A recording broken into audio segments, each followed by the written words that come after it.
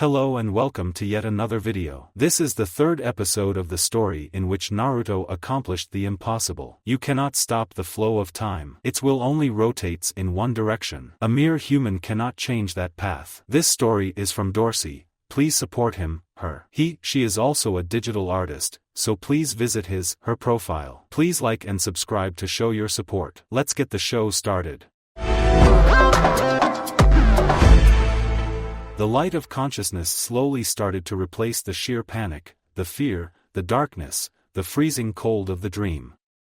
The urge to run, flee as far as was just possible from that door. His body flinched at the thought of that thing behind the iron door, the thing desperately trying to break out, to catch him, most likely to tear into his flesh. The sensation finally died down as his dream became foggier and foggier, and its memory became distant. Only one thing was still clear. The anger and the red. The brilliant, glowing crimson red he sensed behind the rusty door. He felt something heavy on his arm. Something very heavy, yet soft, but the numbness was disturbing like hell. As he opened his eyes slowly and turned his head to the side, he saw a ruby-red head resting on her crossed arms, exactly on his arm, pressing his veins. He slowly moved himself, careful not to wake her up, to tenderly slip out his hand. Toraku slowly sat up on the bed, aware not to disturb the girl's sleep, and slowly turned his head over the white room to meet a pair of blue orbs and tenderly smiling face under blonde locks. What happened? You don't remember? Who are you? The teen's face mirrored confusion as he looked at his companion. The small smile immediately melted away from the Minato's face. He suppressed a shocked gasp and his eyes were now filled with worry, his mouth slowly opening in his surprise. A moment later his face mirrored anger, then annoyance, as Toraku couldn't hold back any longer, clasping his hands over his mouth trying to hold back the sound of his laughter ready to break out from his lungs. He couldn't help the violent trembling of his body caused by the restrained laughter. A small, laudably white pillow punched him hard on the face from Minato's way, but he easily caught it before it could hit Kushina's head and disturb her dreams.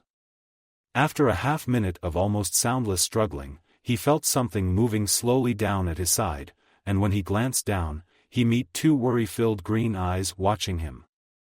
"Hey! How are you feeling?" Kushina watched the still trembling teen with a concerned look on her face, misjudging the tremor. "Too good," Minato answered instead of Toraku after an irritated snort, and the teen burst out laughing, pointing toward him. "Now that was just priceless. If you could only see your face. You really are an idiot." Toraku waved his hand apologetically, and his laughter died down to small chuckles. "That was just hilarious. That was a really bad joke, you know." "What joke?" Kushina had straightened in her chair, her eyes showing a childish curiosity. "He faked amnesia." The redhead had turned toward Toraku with a prideful look, and patted his shoulder approvingly. "Hey, Minato. Really? What happened after the two from Kumo left? It's a little bit foggy." His two companions shared a worried look, before Minato turned toward the teen to answer his question. "The hit had severed your artery and you passed out due to blood loss. Kushina was able to heal you, and stabilize your state until we reached Konoha and the hospital. You were passed out for 3 days. We captured the renegade along with the scroll." 3 days? Kushina's eyes darkened and she looked away from the surprised teen. It was her fault. Toraku could have easily died because of her small pet. She shook her head as the disturbing pictures flowed back to her head. She was pressing her hands hard next to the collarbone where one sharp fang tore into Toraku's artery, channeling as much chakra into the wound as she could, desperately trying to stop the bleeding.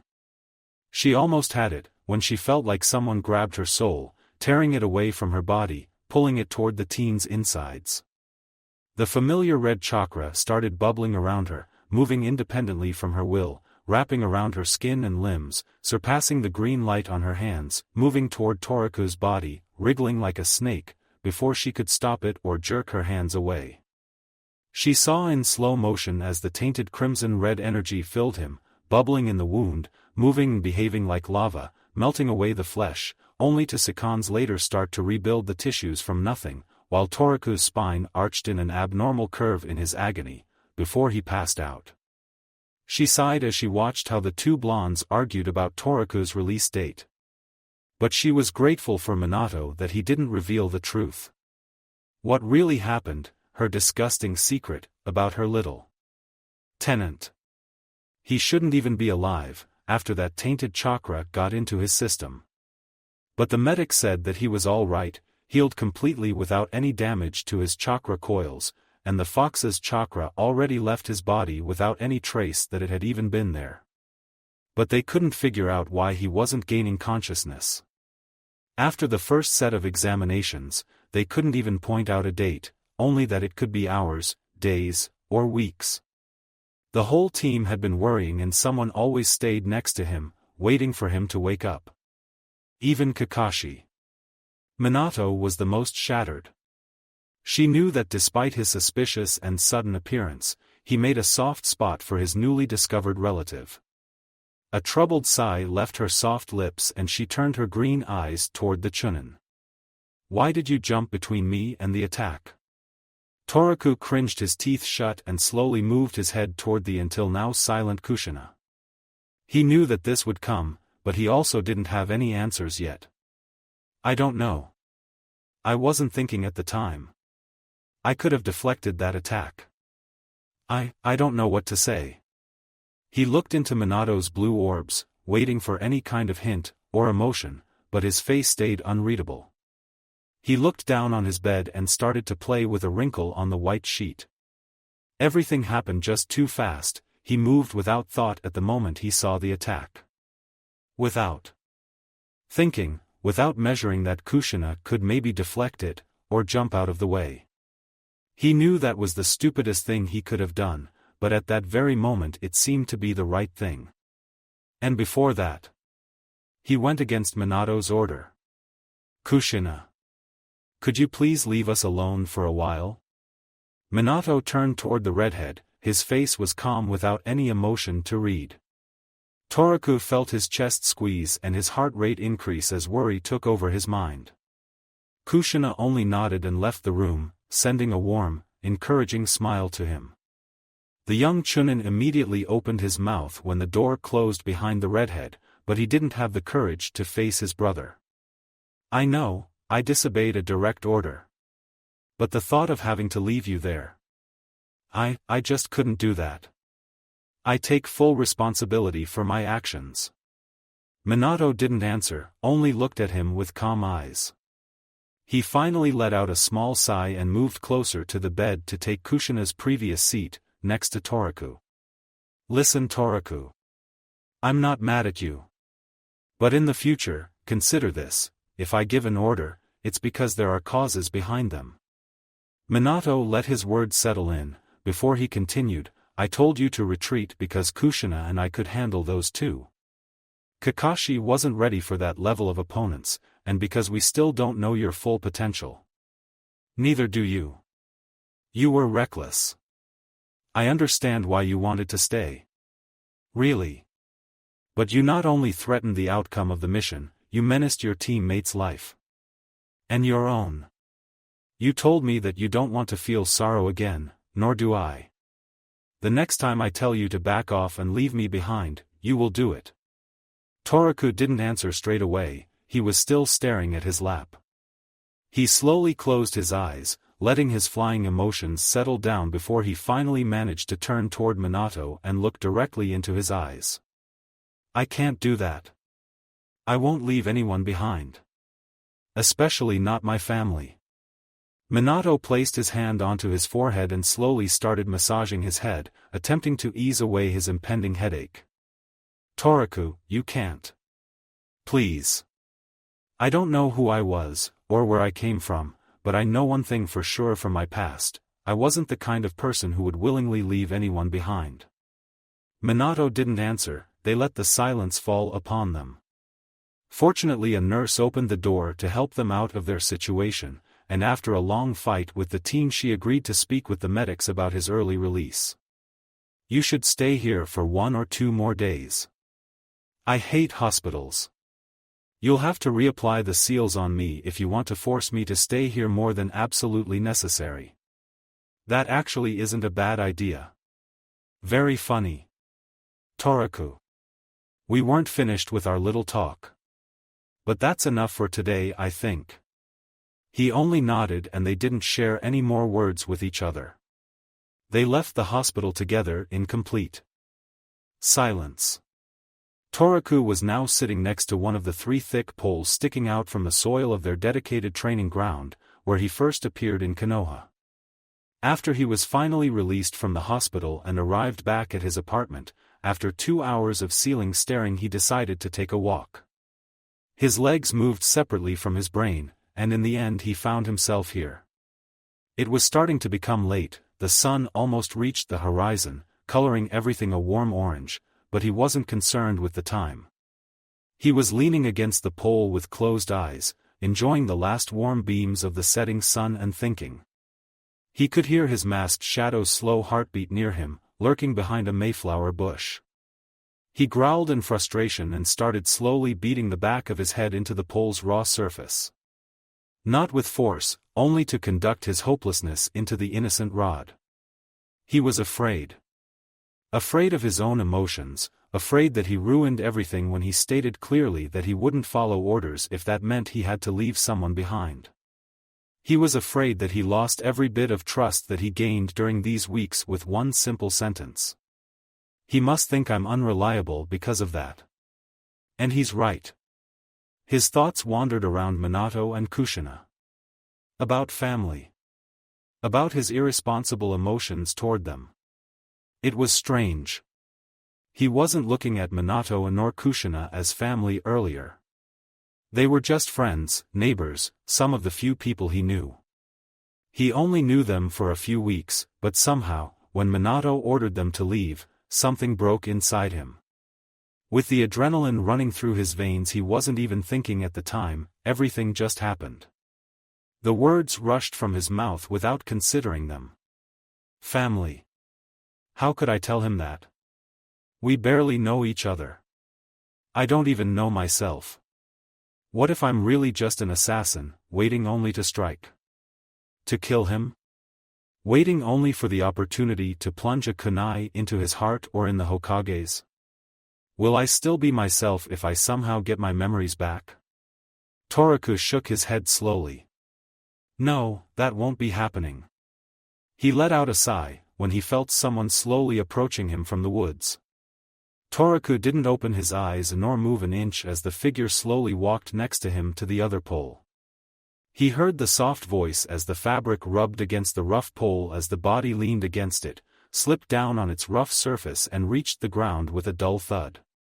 They stayed like that for several minutes, without moving a finger, or making a noise, enjoying the last warmth of the sun and the warm breeze. An animal hopped out from the woods and ran through the clearing. Maybe a rabbit.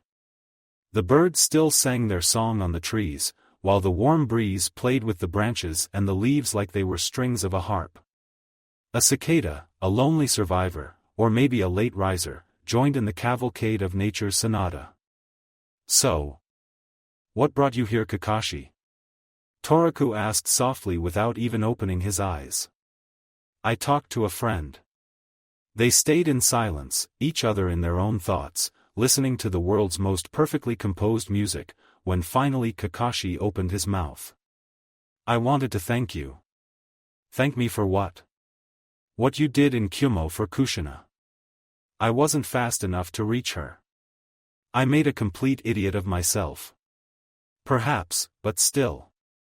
I want to thank you. Toraku opened his eyes and moved his head up to watch the first faintly glowing stars appear on the darkening horizon. I have only one memory from my previous life.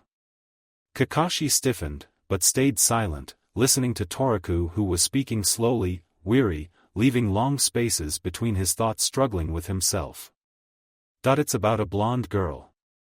I watched her die while another girl tried desperately to save her life. I didn't even know her name. But it still hurts. During my first night in Konoha, I was mourning for her. When Minato told us to leave them there. And when I saw that girl attacking Kushina, I only saw that girl's face. He let out a sigh. Minato was right.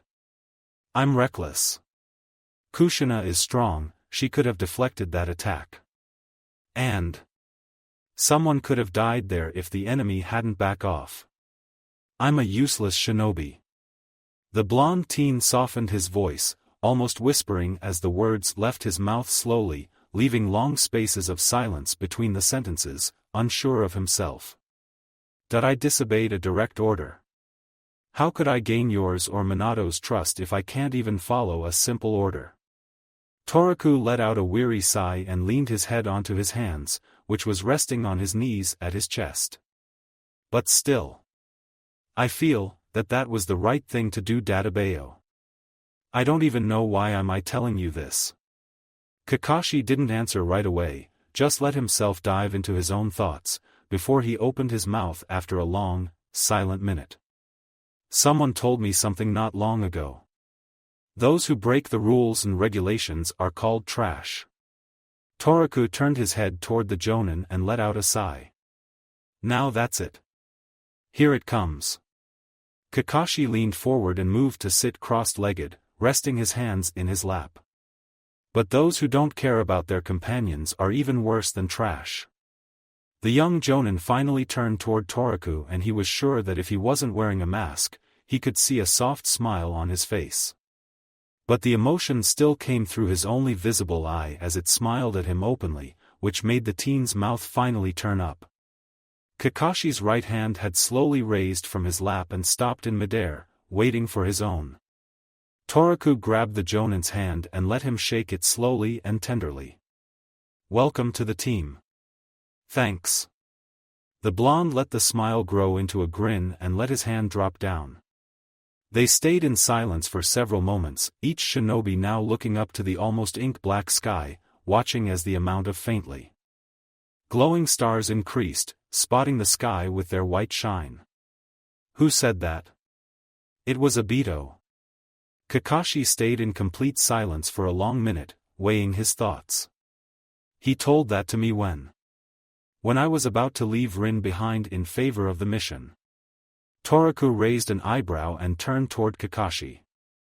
I was an idiot back then. Worshipping the rules. Placing them before my comrades because. The Jonin slowly shook his head.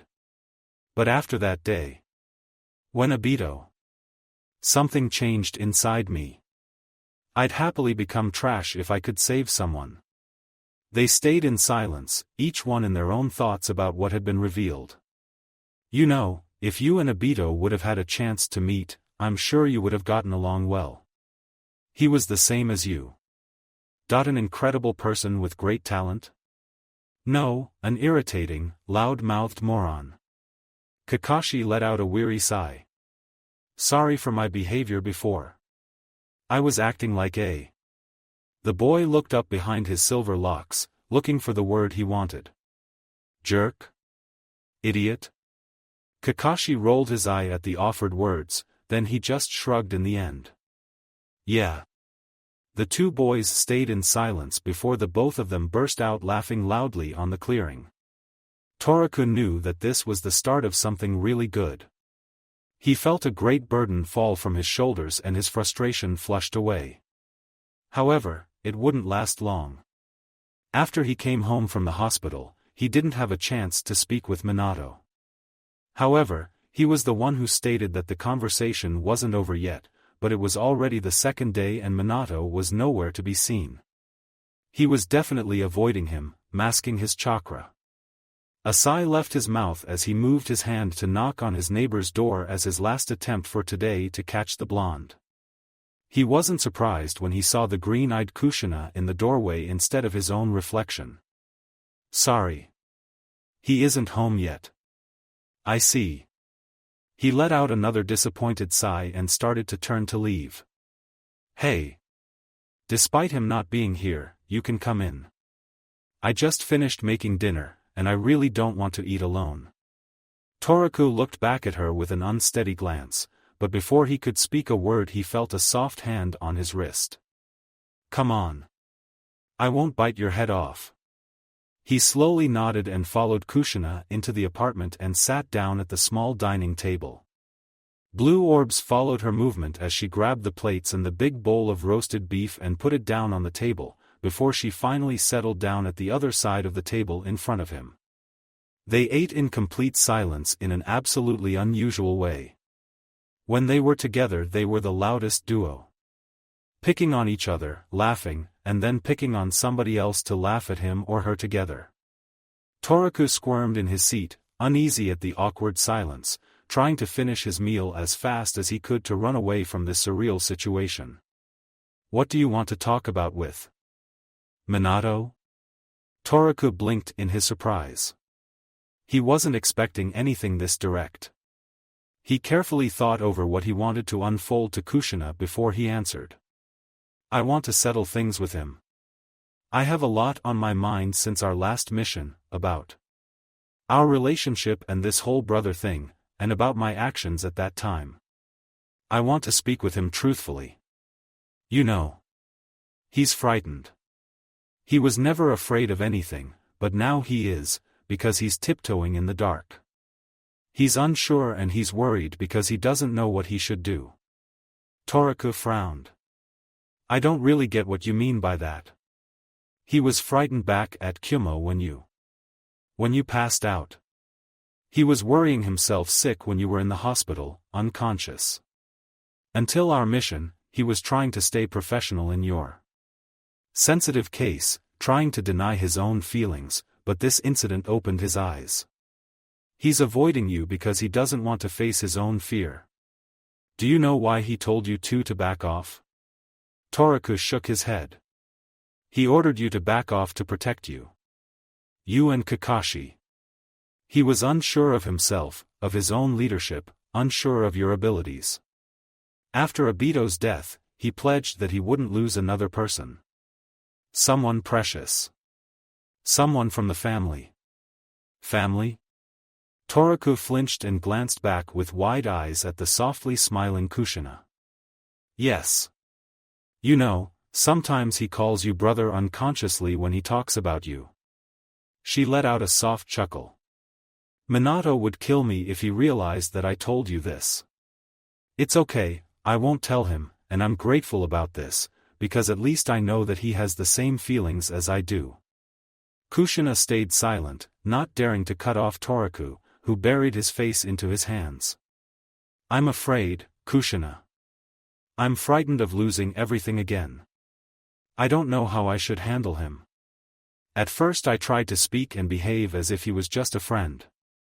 But it just changed. He let out a weary sigh and leaned back in the chair, moving his eyes to the table. When he told me back then to back off and leave you behind.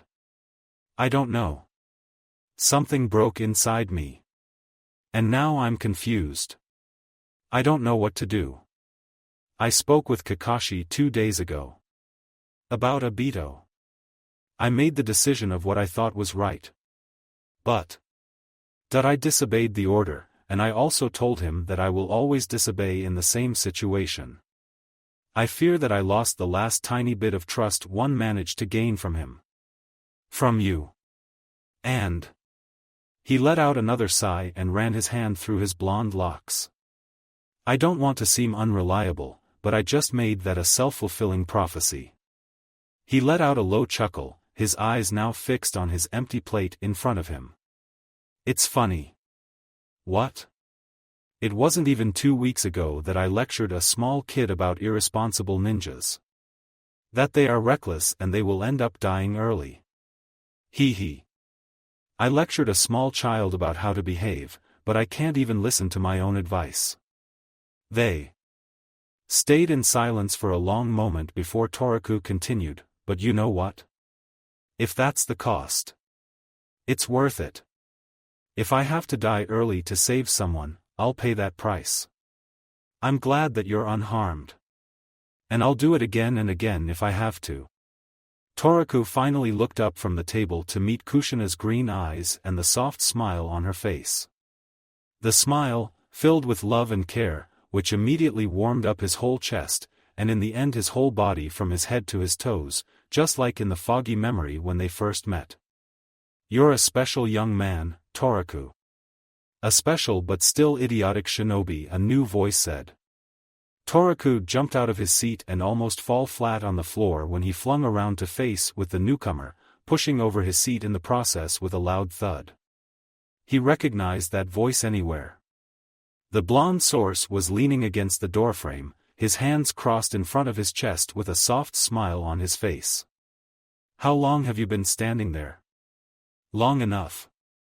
Minato moved closer to set the seat back to its original place, next to the still shocked teen with wide eyes, full of alert and fear.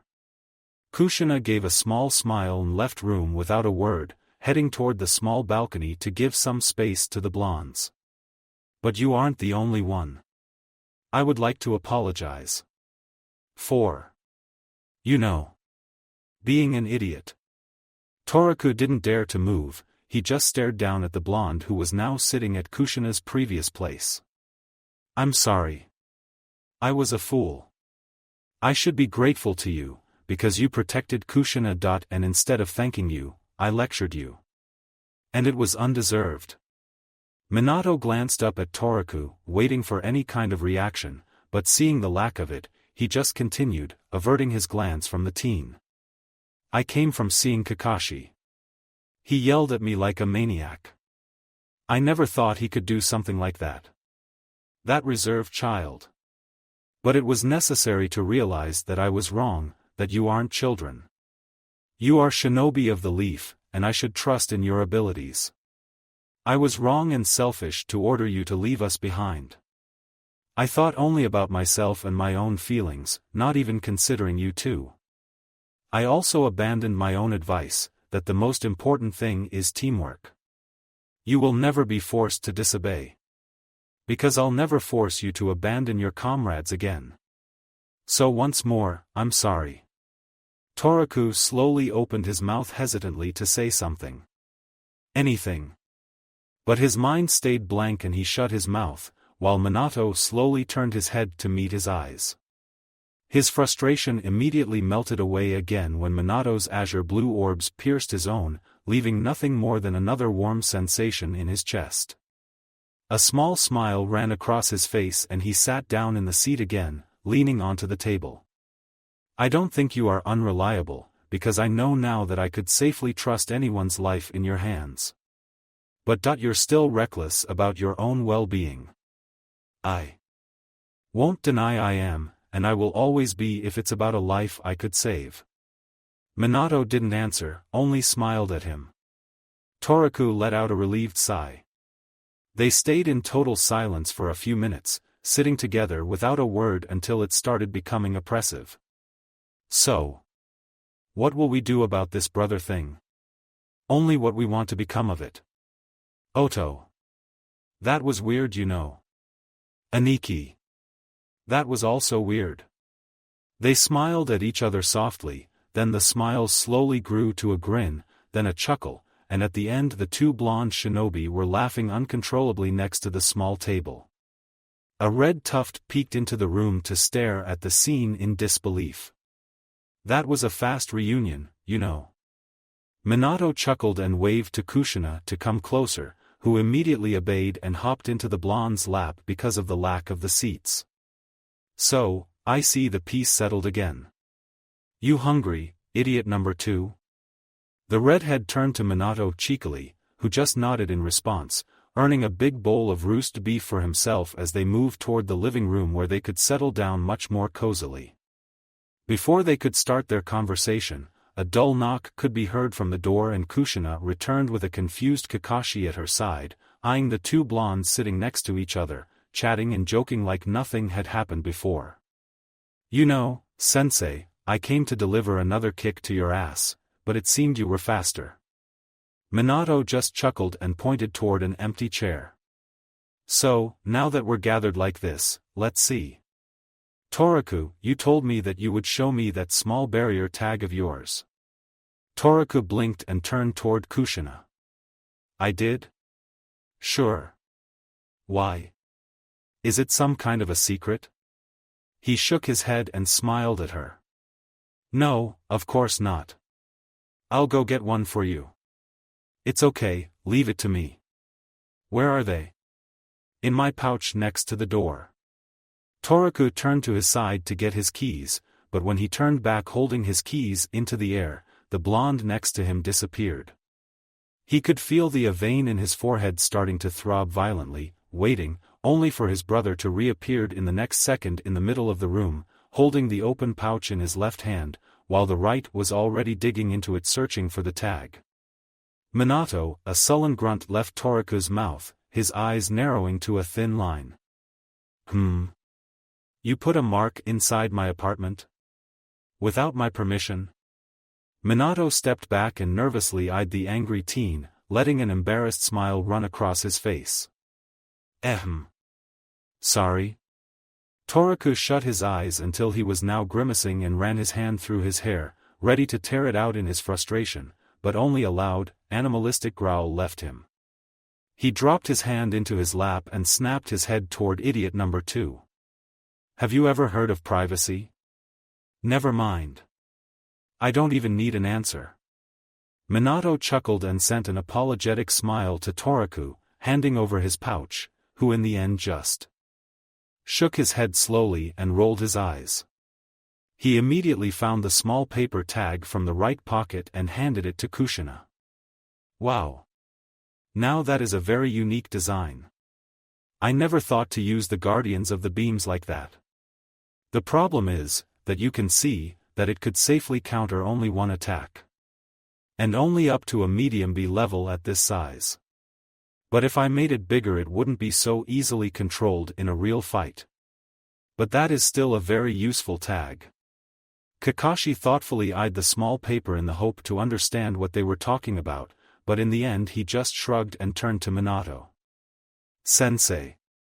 When you used your Hiration for the first time under the paralysis seal, you used Toraku's clones as a destination, didn't you? Yep. As they were perfect clones, they also copied my seal. When will that thing come off of me anyway? It's not that it's a very bad thing in a mission, but how will I kick your ass in our next spar if you receive instant access to my clones? Toraku crossed his arms in front of his chest and the last part of his sentence turned into a muffle, countered by Minato's chuckle.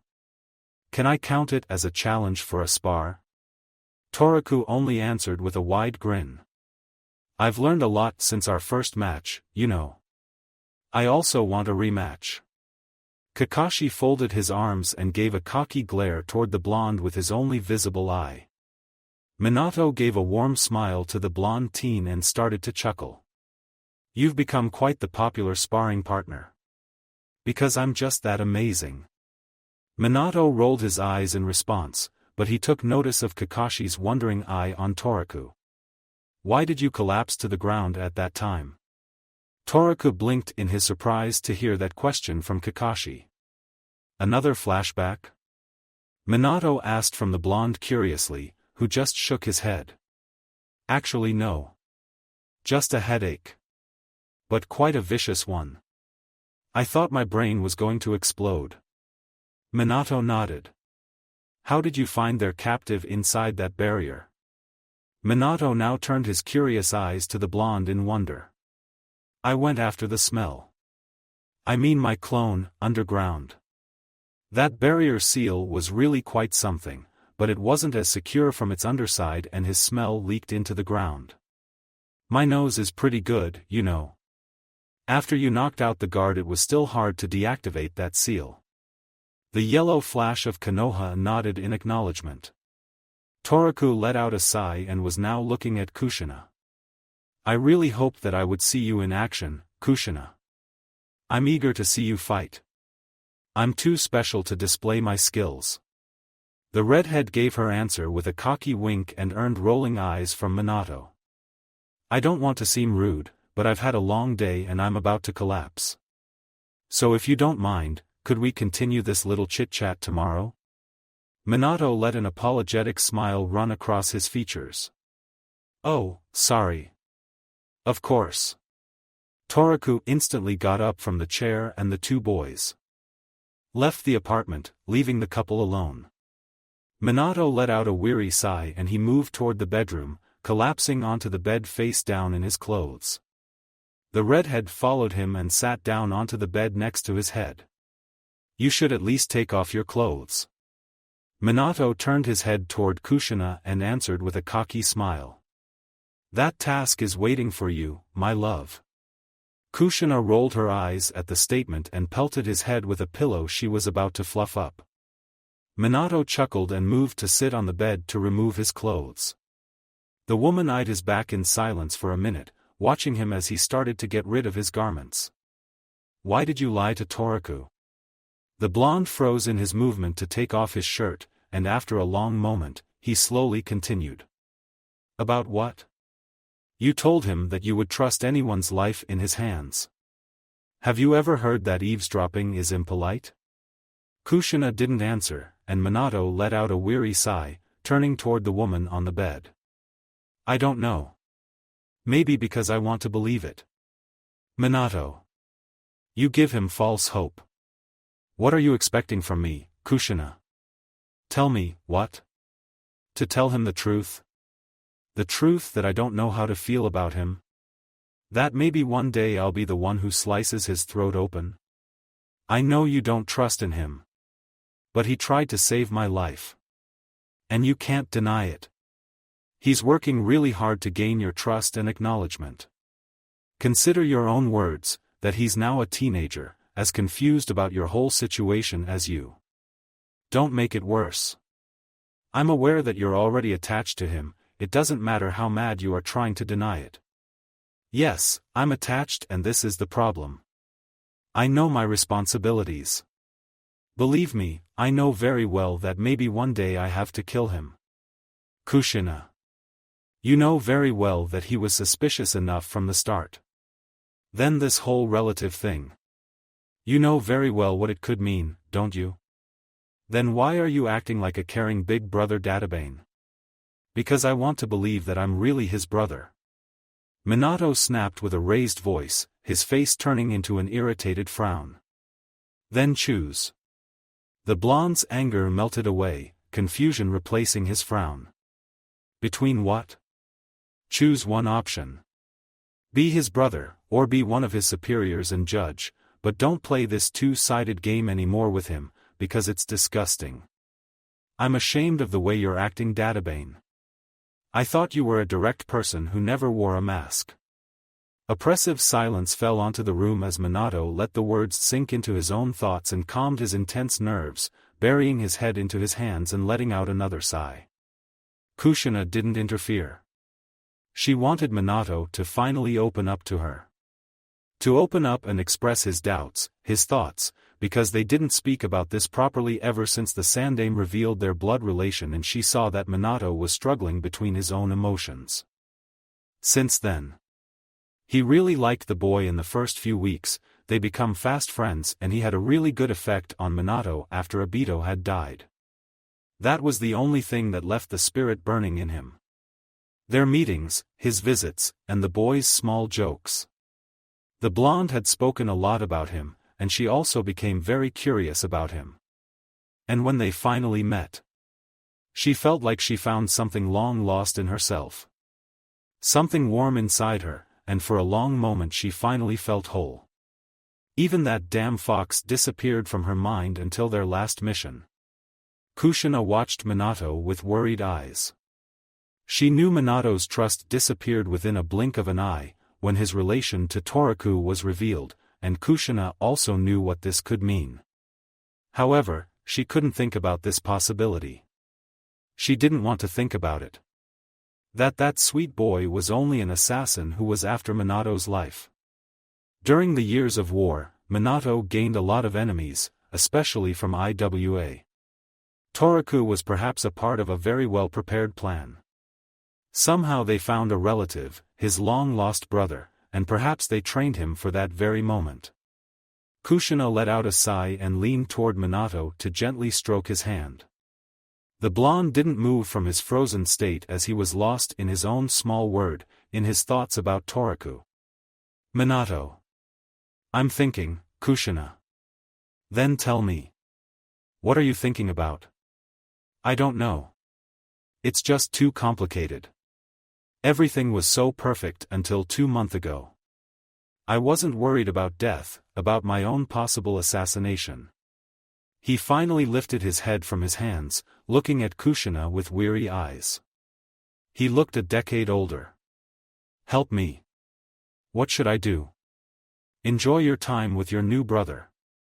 He's a special and valuable shinobi. If the time comes, you will know what you have to do, and I know you will do it. But until that time, don't struggle with your feelings. Accept them. Minato stayed silent for several minutes. He slowly grabbed a towel and headed out to the bathroom, leaving her behind without a word. The woman slowly shook her head and let out a sigh. Stubborn blondes. Hovering around each other. The news spread across the village, hidden in the leaves like a virus in a human body. The news that Sarutobi Hiruzen, the third Hokage of Konoha, started negotiations about ceasefire with the other elemental countries.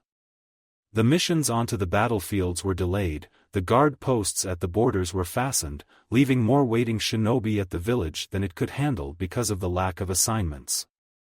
Everything was full.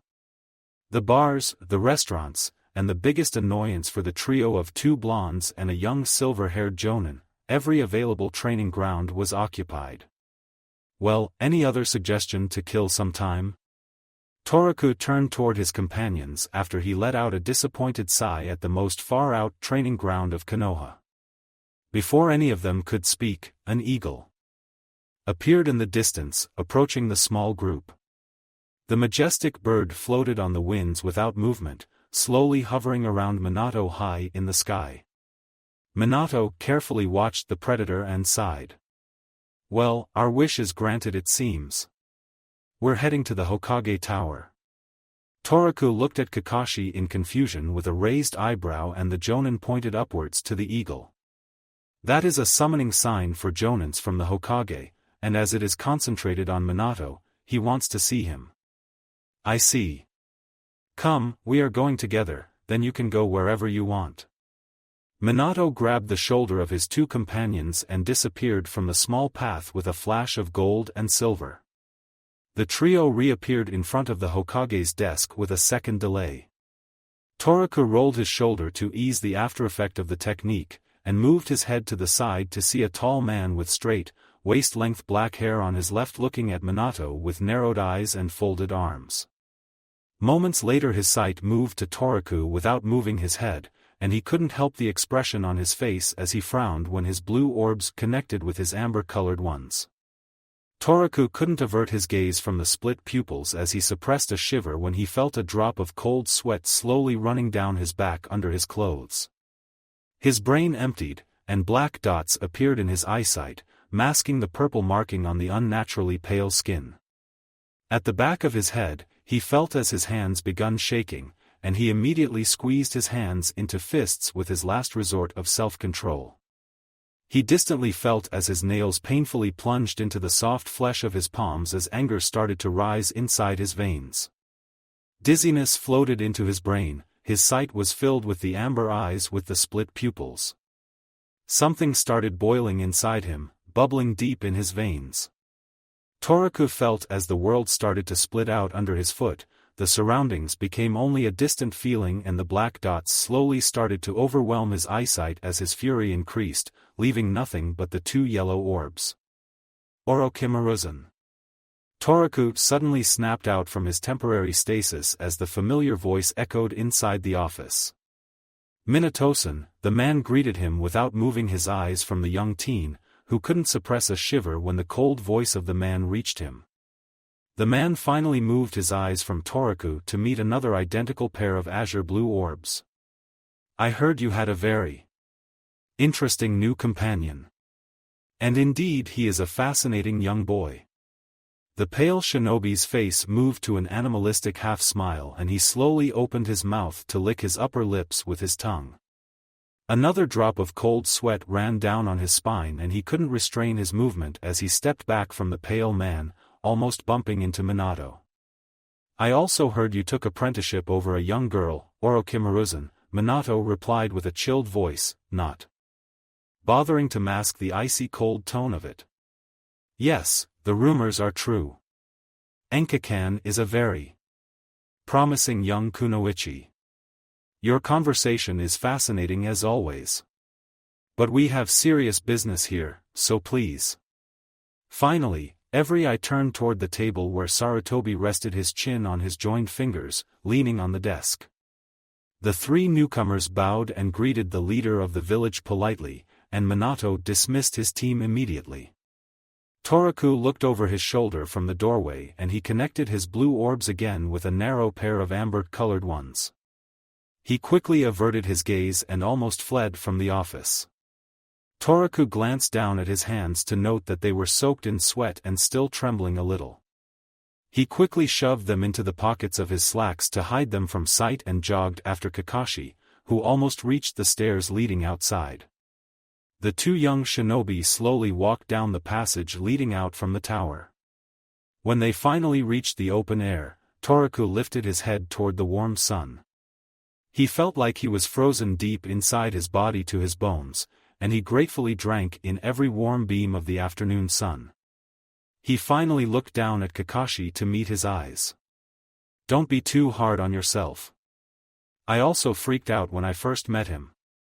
The Jonin averted his gaze and his shoulders trembled as a shiver ran across them.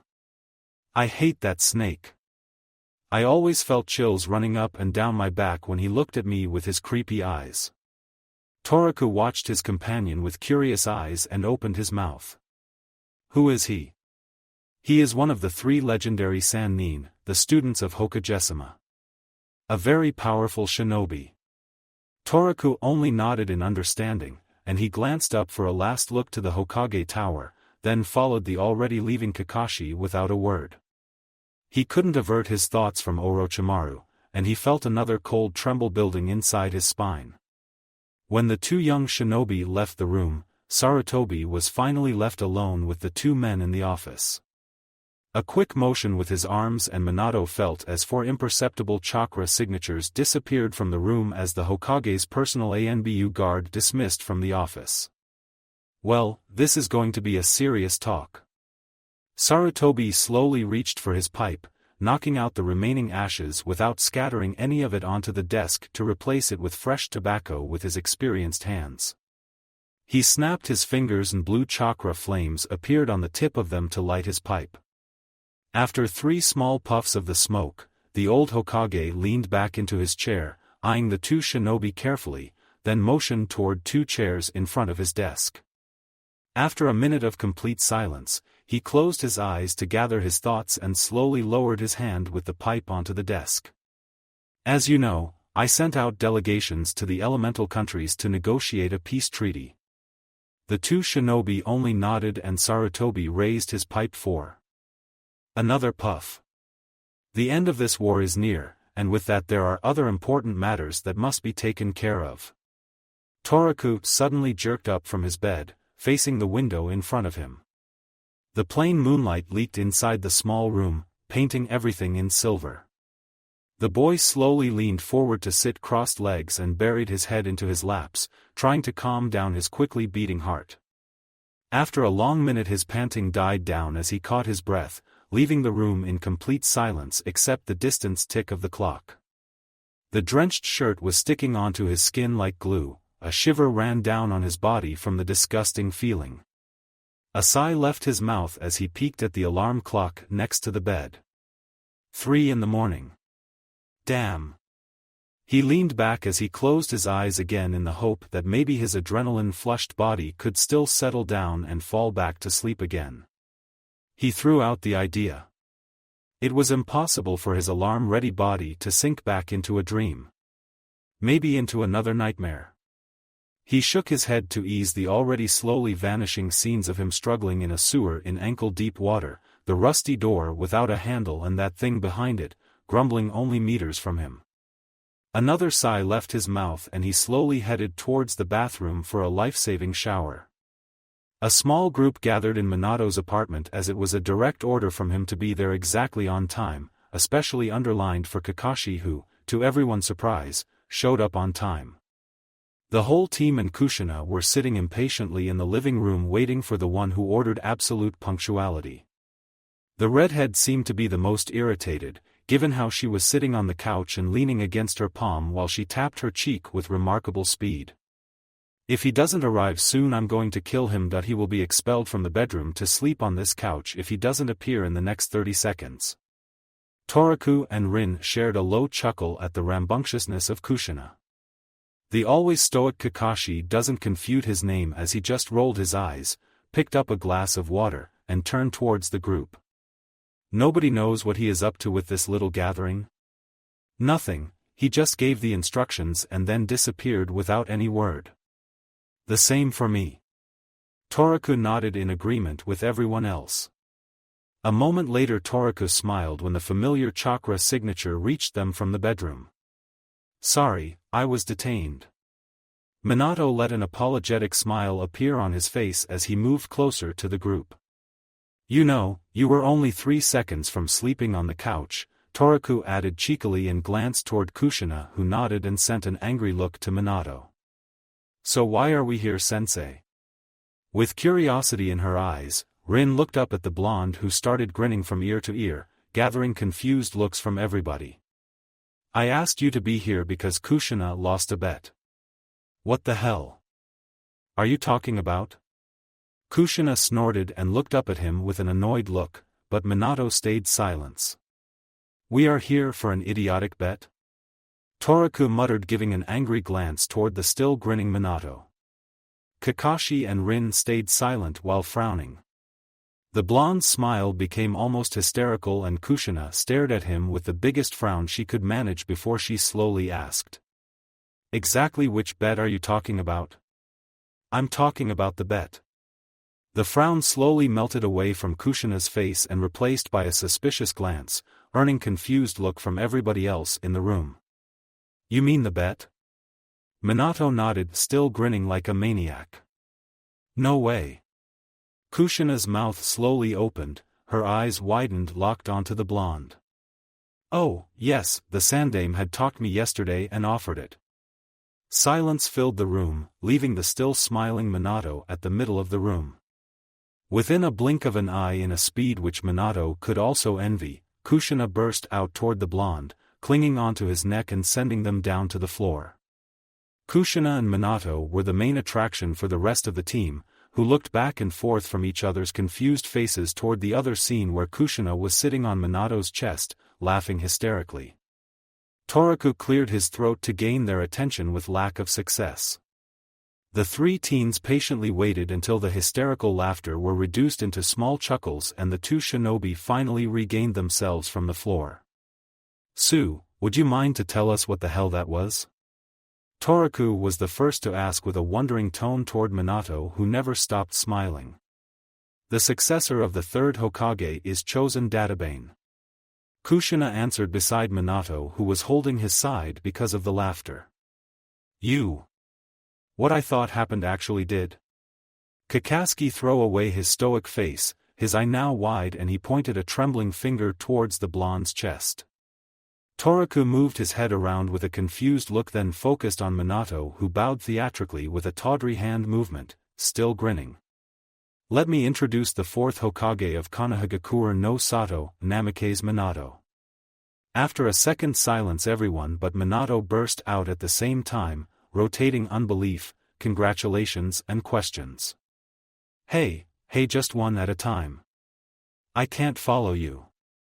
"So that is why you and Orochimaru were summoned yesterday," Kakashi stated as he gathered back his stoic expression on the small visible part of his face. Minato only nodded as a reply. "I would die to have seen the face that Snake made when he realized that you are going to be elected instead of him." Minato sent a half-smile toward Kushina. "Well, he was stoic in the surface, but I bet my life that he was screaming like a girl on the inside. Why didn't you tell me yesterday?" Kushina sent an angry look toward the blonde from her seat next to him. "I wanted to announce it when you were together." "It's already official?" "Not yet, Kakashi, the final council meeting will be the day after tomorrow, and the official announcement will still be after weeks. But Sarutobi want me to participate on the negotiation process, so it seems to be that I will be out of town a lot in the near future. He wants to hand over his paperwork as soon as possible to enjoy his retirement. The blonde slowly chuckled at the thought. What will happen to the team Minato-sensei? Rin was the one who finally asked the question which bothered the remaining team members. The blonde shook his head slowly before he could answer. Actually, I don't know yet. Until Sarutobi completely hands over the tasks, we will be officially together. After that, it doesn't matter what will happen, we will remain Team Minato.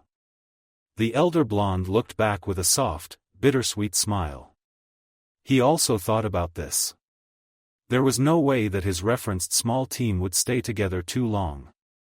Maybe they would get another Jonin sensei, but that wasn't a long-term option. Kakashi was already a Jonin, miles away from Rin's level, and Toraku. He eyed the teen in front of him, but when he started to turn his head he quickly averted his eyes to meet a pair of narrowed blue orbs, Kushina's. It's okay. We could meet any time when we just want, right? Rin answered with a soft smile, and broke the starting depression which slowly started to trail inside the others' heads. Hey, this screams for a celebration, doesn't it? Ramen? Kushina rose from the couch and turned her big smile towards the team, receiving a wide grin from Toraku and positive nods from the others. Toraku wandered slowly on the streets of Konoha, moving without any destination and guided only by pure instinct on the narrow streets that were far away from the city center. Toraku was bored. Minato had been with the Hokage for the last few days, so Toraku barely saw him, and today was the day for him to participate at the council meeting. Kushina and Kakashi were out on a mission and Rin barricaded herself in the hospital. The boy kicked out a small innocent stone from his way to channel his frustration. Every training ground was already occupied. Most of them were young genins, or jounins, who he didn't know. Since he wasn't in the mood to speak with strangers to join any of them, he ended up wandering back into the village. He reached a red bridge and a warm feeling trailed inside his thoughts. He felt happy as he leaned on the railing and started watching the small stream under his feet. Hokage, Minato going to be the fourth Hokage. A strange mix of emotions ran through him when Minato announced it. Pride, as great as a mountain. And jealousy. It glared at him with his glowing green eyes like a monster under a child's bed in the night. He shook his head. He couldn't place the enormous jealousy he felt toward his brother. He let out a sigh and placed his head onto his hands on the bridge. I need some entertainment. He slowly closed his eyes and spread out his chakra in a thin, imperceptible layer to map his surroundings. A cheeky smile ran across his face when he found what he was looking for. Minato arrived precisely at the time when Sarutobi asked. The Council of Konoha gathered for the special announcement of the third. However, nobody told them the goal, but everybody had his or her own suspicion. The war was almost over and Sarutobi wasn't going to be younger.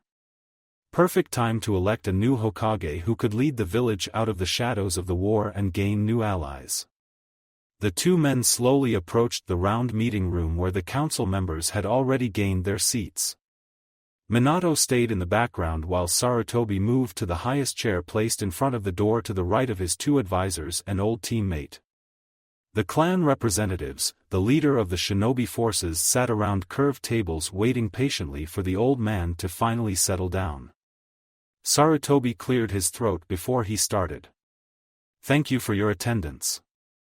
I know that this is a hard time with everyone coordinating the rebuilding process. The Hokage left a small space to gather some small nods from the members before he continued. As you were already informed previously, the goal of the meeting is a special announcement. I felt that the time has come for me to step back from my seat. The shinobi in the room stayed calm and silent, already prepared for this in advance. The goal of this meeting is to choose the fourth Hokage of Konohagakure no Sato. Sarutobi let the silence fall onto the room as he eyed the members one by one, watching for any hints. My chosen successor is Namikaze Minato as the Yondaime Hokage of Konoha. Hiruzen moved his hand toward Minato, who started slowly approach toward the Sandaime to stand behind his seat. Before we continue, I have to ask if any attendees have other candidate for the position. Sarutobi slowly eyed the members one by one again, waiting for any answers. Someone cleared his throat on his right and he slowly closed his eyes when it reached his ears. A man raised from his seat, in black and gray robe with black, shaggy hair. The half of his face was covered by bandages and an X-shaped scar sat on his chin. Sarutobi let out a sigh and turned toward the aged shinobi. "We are listening, Danzo-san." The man cleared his throat again, slowly eyeing the members one by one. "I nominate myself as the Yondaime Hokage of Konohagakure no Sato." Hiruzen nodded and turned toward the frowning but calm blonde. "I would like to give the first word to Danzo-sama, Hokage-sama."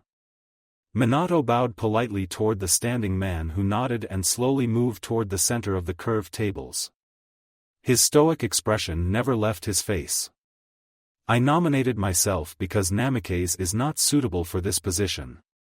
The war isn't over yet and we should prepare our forces and straighten our position as the strongest hidden village of the elemental nations.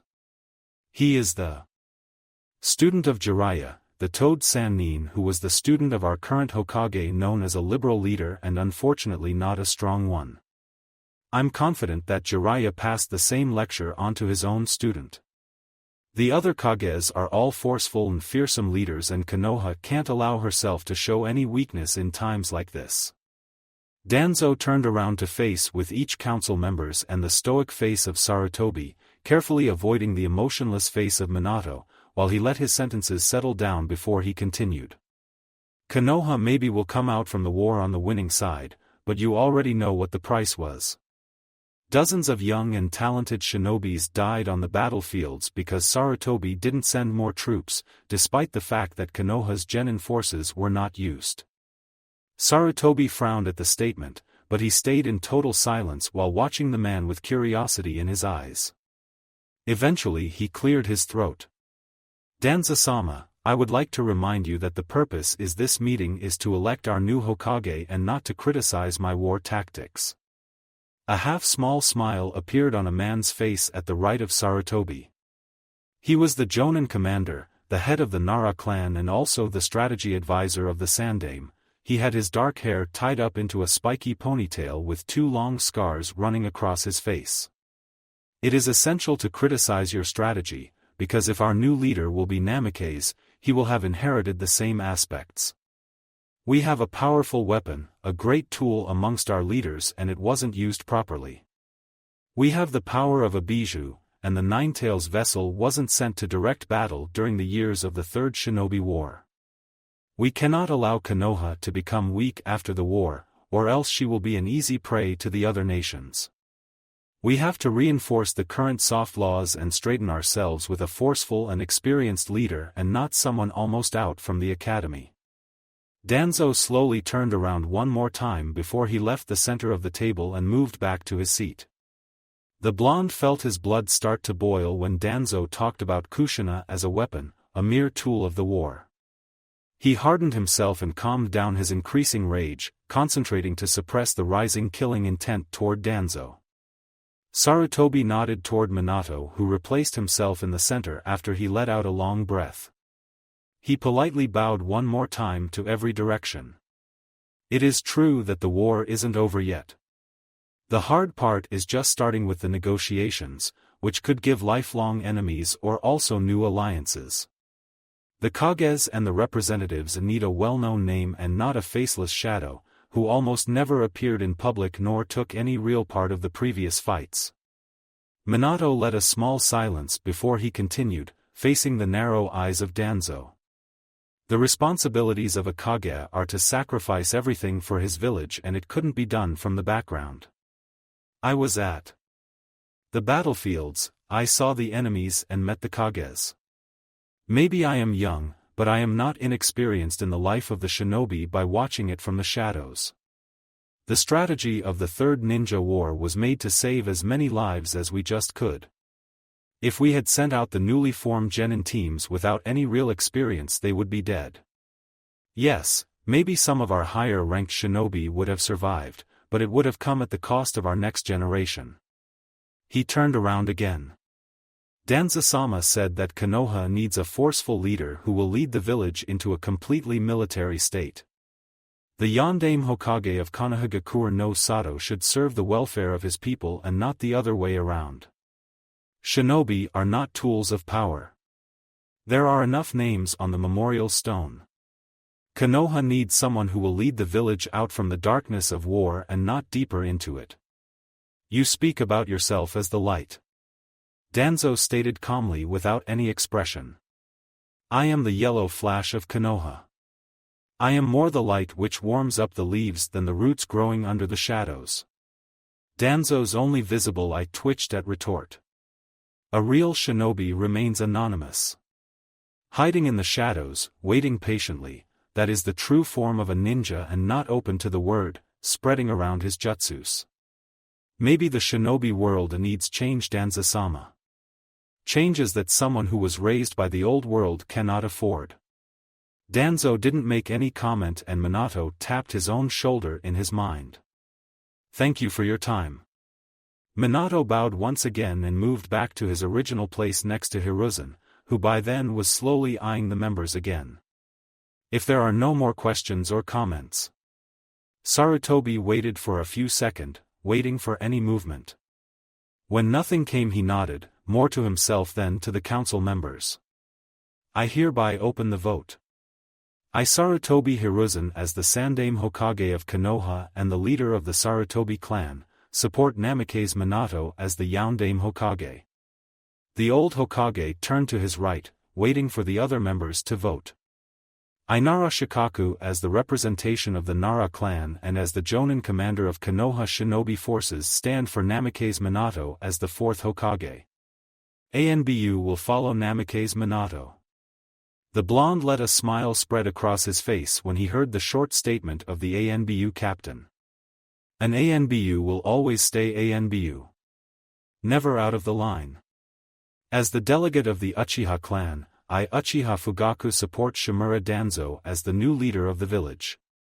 I, Shimura Danzo, as the head of the council, vote for myself. The old shinobi stated without even opening his eyes. The Akimichi clan supports Namikaze Minato as the Yondaime. Yamanaka Inoichi, as the representative of the Yamanaka clan, supports Namikaze Minato. Inoichi sent a warm smile toward the blonde. I, Hyuga Hayashi, as the Hyuga clan's leader, vote for Namikaze Minato-san. The Aburame clan of Konoha will also support Namikaze Minato as the Yondaime Hokage of Konoha. The Inazuka clan also votes for Namikaze Minato. Mitokado Hamura, as the advisor of the Sandaime Hokage, will vote for Namikaze Minato.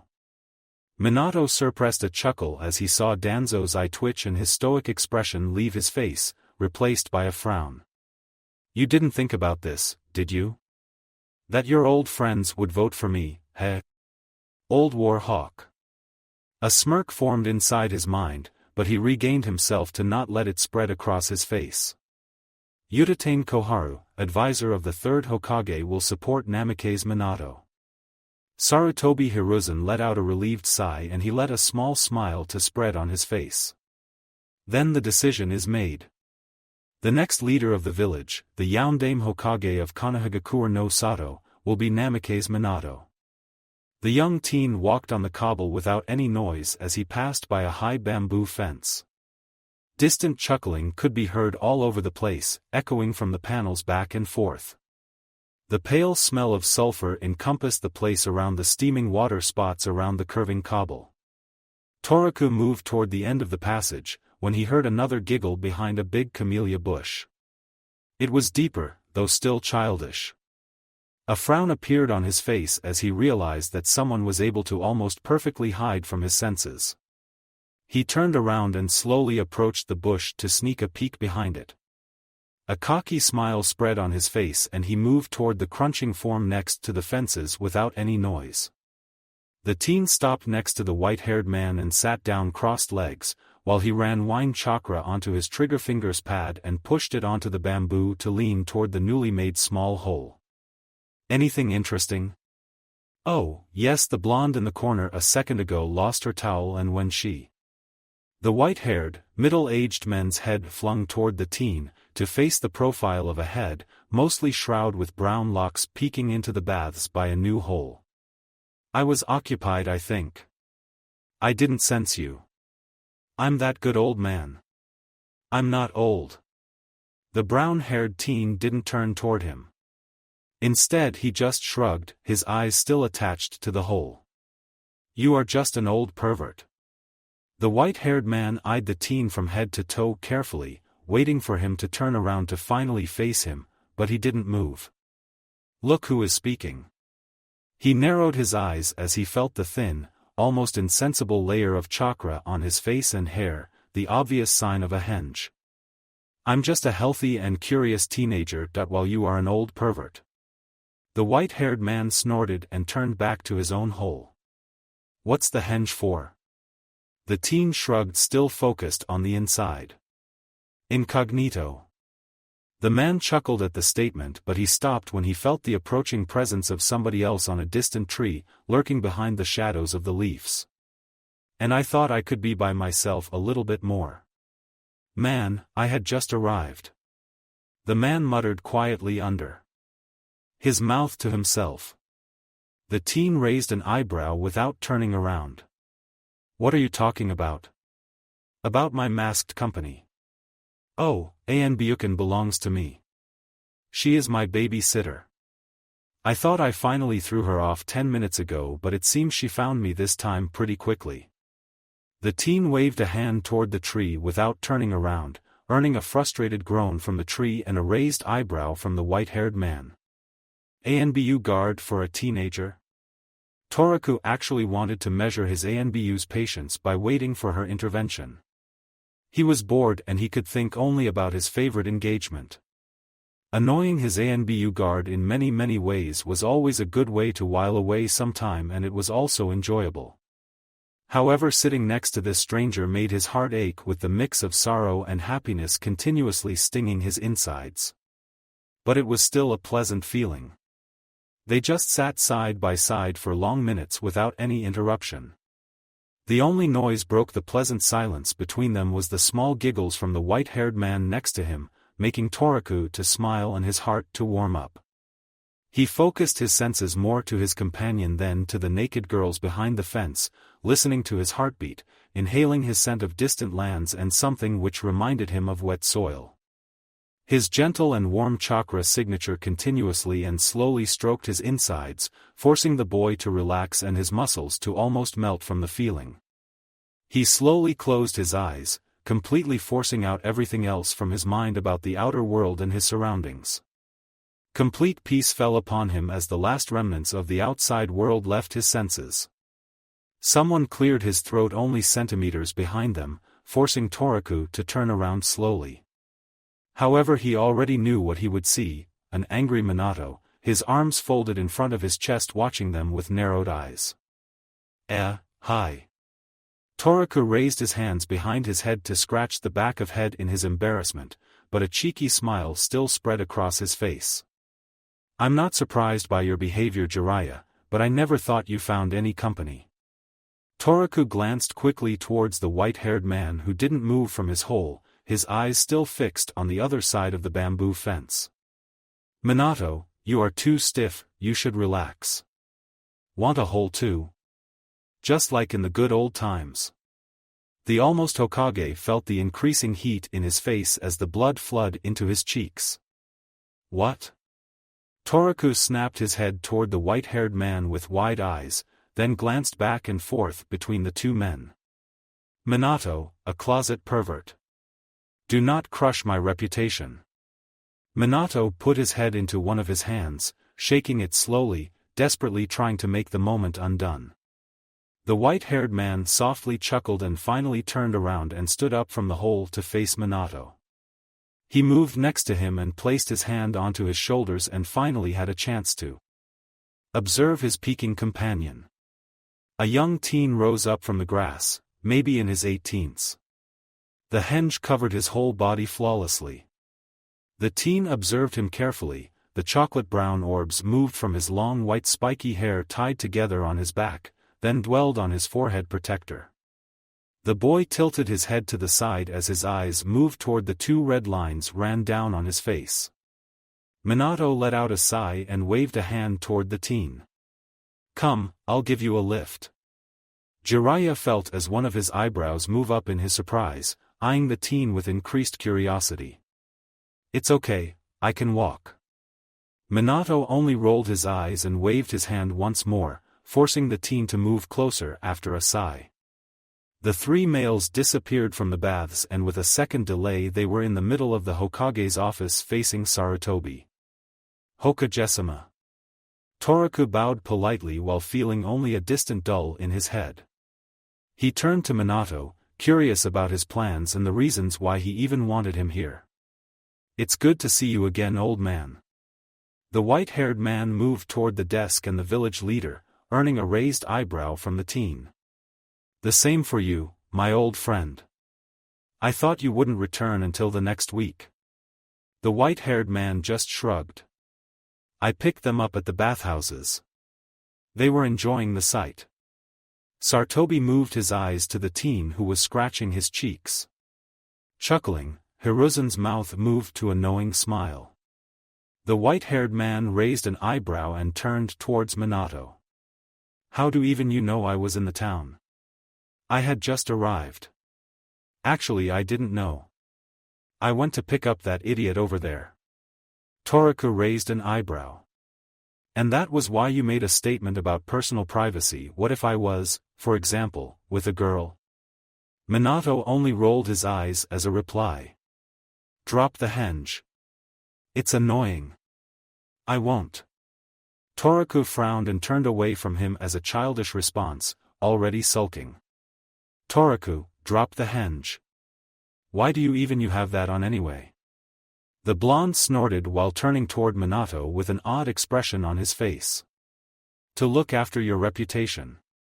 The teen sent a cheeky and knowing smile toward the blonde, underlining the word reputation in reference to the previous comment of the white-haired man at the baths, before he moved his hands to release the jutsu. Minato again only rolled his eyes in response and a soft chuckle came from the third Hokage. Jiraiya's right eye twitched as Toraku's henge disappeared. He turned to face the blonde boy, realizing that he had the same azure blue eyes as his old student. His eyes ran over the whisker marks on Toraku's cheeks, observing the familiar features of his face, the line of his jugular, his nose, his bright hair. Everything screamed at him that this was Minato's relative. "Toraku, I would like to introduce my sensei. Todoroki Toraku." The young boy bowed politely watching the white-haired man with curious eyes. "Sensei? Minato was trained by a pervert?"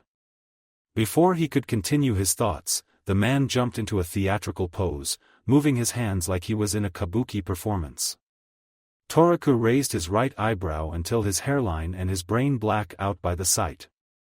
"I am the Toad Sannin of Mount Myaboku, the great sage Jiraiya, mugger of lonely woman hearts, savior of the vulnerable." Toraku rolled his eyes and folded his arms in front of his chest. "You are still just an old pervert." The sage's eyes narrowed at the statement. "I'm not old. And you had also peaked, brat. I'm a healthy teenager with rampaging hormones, and you didn't even deny that you are a pervert, Dadabayo." Toraku shouted back at the man, pointing a finger toward him. "No, I'm not a pervert. I'm a super pervert."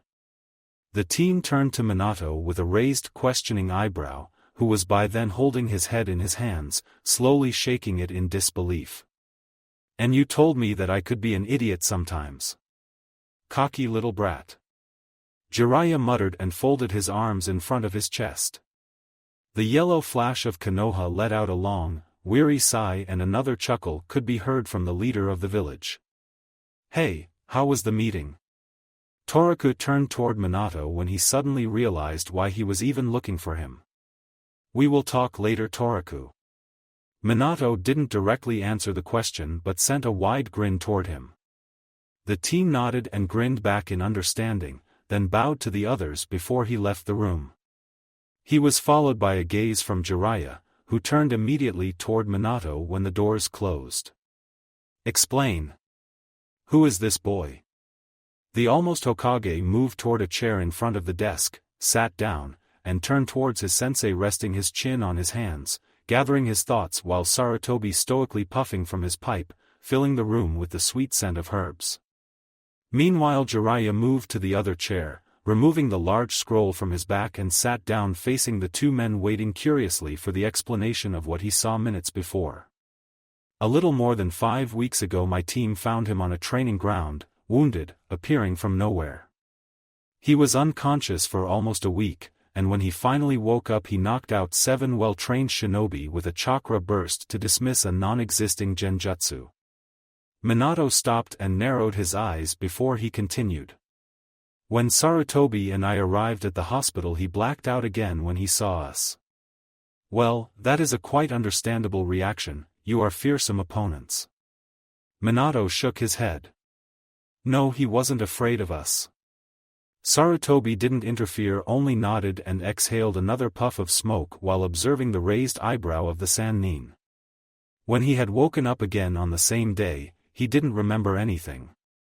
He lost his memories and he is now one of the shinobi of Konoha since 2.5 weeks. Jiraiya narrowed his eyes and frowned. He knew very well what that could mean. "Any suspicious movement?" "No, he gets a checkup once a week with a Noichi Yamanaka, but until now we found nothing. Actually so much so that there is neither sign of head trauma, nor any sign of a jutsu that could cause his memory loss. Our little friend until now showed only remarkable abilities and nothing suspicious. However, some special circumstances are pointing towards something bigger than just a mere accidental appearance from nowhere," Sarutobi stated calmly, eyeing Minato carefully. The sage leaned forward to his knees, closer to his old student. "Based on the blood tests, he is my brother. Or most likely my half-brother." Jiraiya narrowed his eyes watching the blonde with wondering eyes. "Precautions are prepared, I guess?" Minato nodded. "Continuous ANBU surveillance, and he was joined to my own team and also accommodated next to my house to be near if something happens." "Umbu? That doesn't bother him too much, as I saw." "Indeed. Torakuken has a remarkable sensing ability and a habit to annoy his ANBU guards with his skills. Or anyone near him." Sarutobi moved his mouth into a small smile, chewing his pipe with a wondering look on his face. "I saw that. Cheeky little brat." Jiraiya snorted and laughed loudly. "Still, if there is a chance that he is after your life, why did you place him near you?" "Because we have doubts that anyone else can handle him easily." Jiraiya burrowed his eyebrows in a continuous thin line. "We made an assessment and he achieved the rank of Chunin, but most of his true abilities are still hidden. However, everything points towards the fact that he was an S-class shinobi before he lost his memories." "Bullshit. He is still just a kid.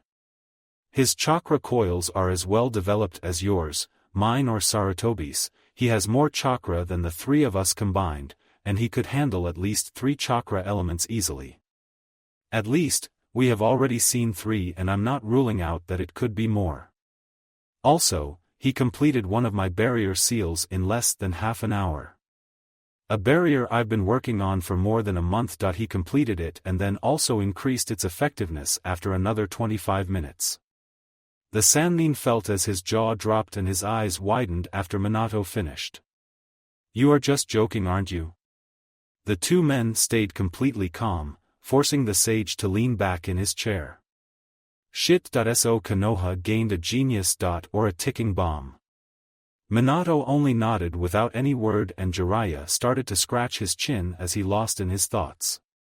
"Can I see his personal file, or you do want me to be involved this much? Actually, I would like to ask you much more."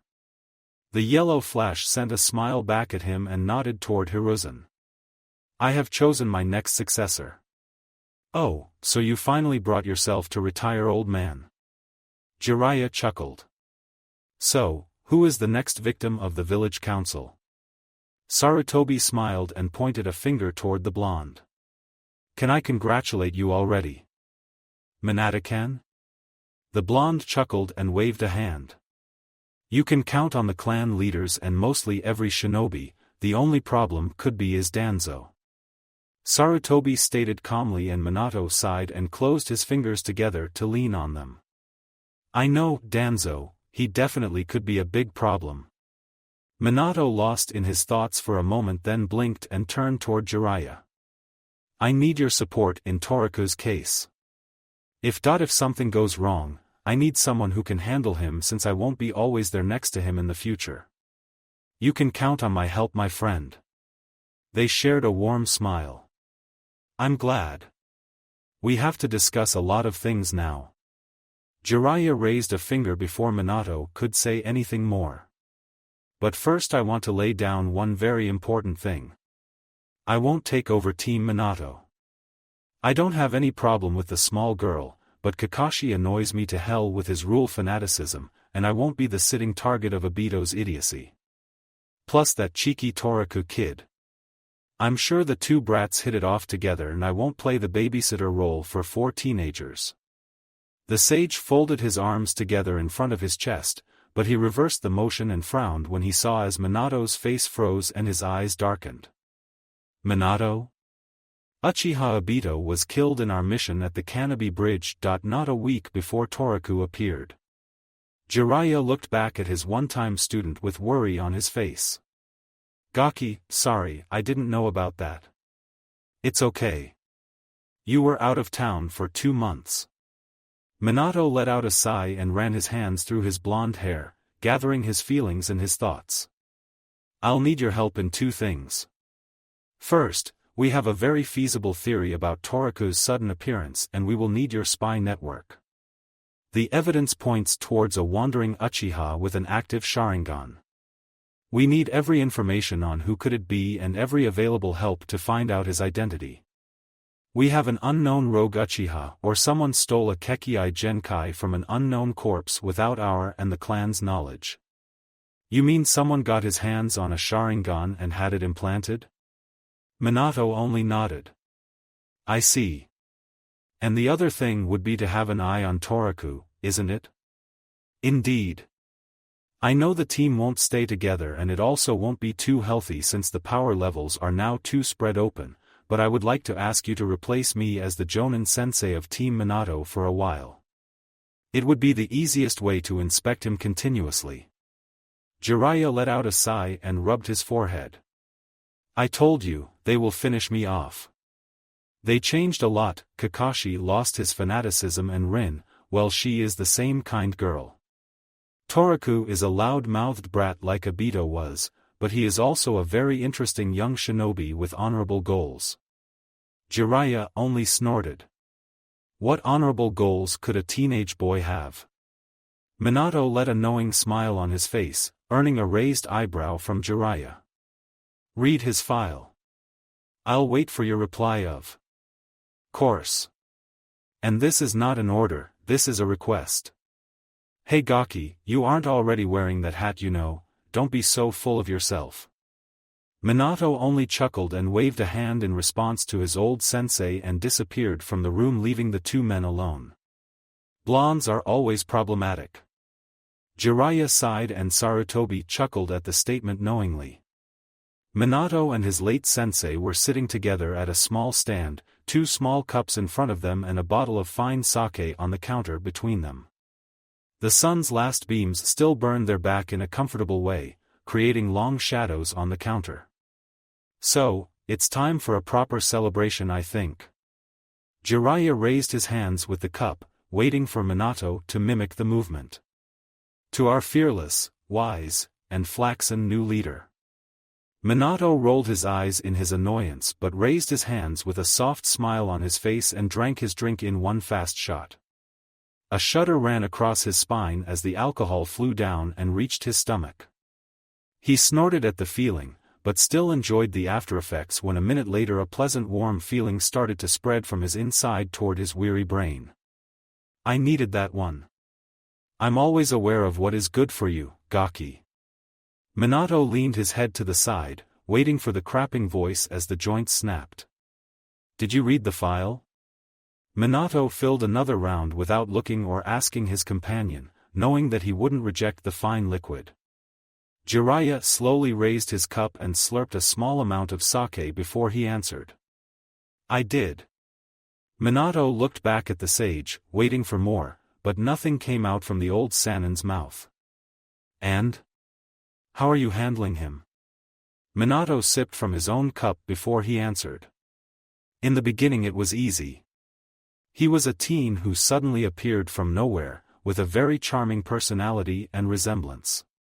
After Sarutobi revealed our connection. It changed. I tried to deny my attachment to him and make distance. But you couldn't. Jiraiya finished his sentence and Minato nodded. I still don't know what I should do with him. I see. Jiraiya drank his remaining sake and turned toward the blonde. I found something strange in his file. Minato snorted and laughed. Only one thing? That boy is an enigma, a living and walking surprise. He really deserves his given surname. It is about his memory fragment. Minato raised an eyebrow and turned toward his sensei with a serious look on his face, who is now feel for something in his bag. I didn't show it to anyone yet, and I wanted you to be the first one who got it.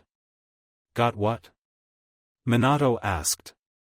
Jiraiya finally found what he was looking for and he pulled out a small angled object, wrapped in soft brown canvas. He slowly put it down onto the counter and started to free it from the textile, to review a small brown book. I finally found a publisher for my first book. This is the first copy and the real print will be started next week. Minato, confused, slowly raised an eyebrow in a questioning manner.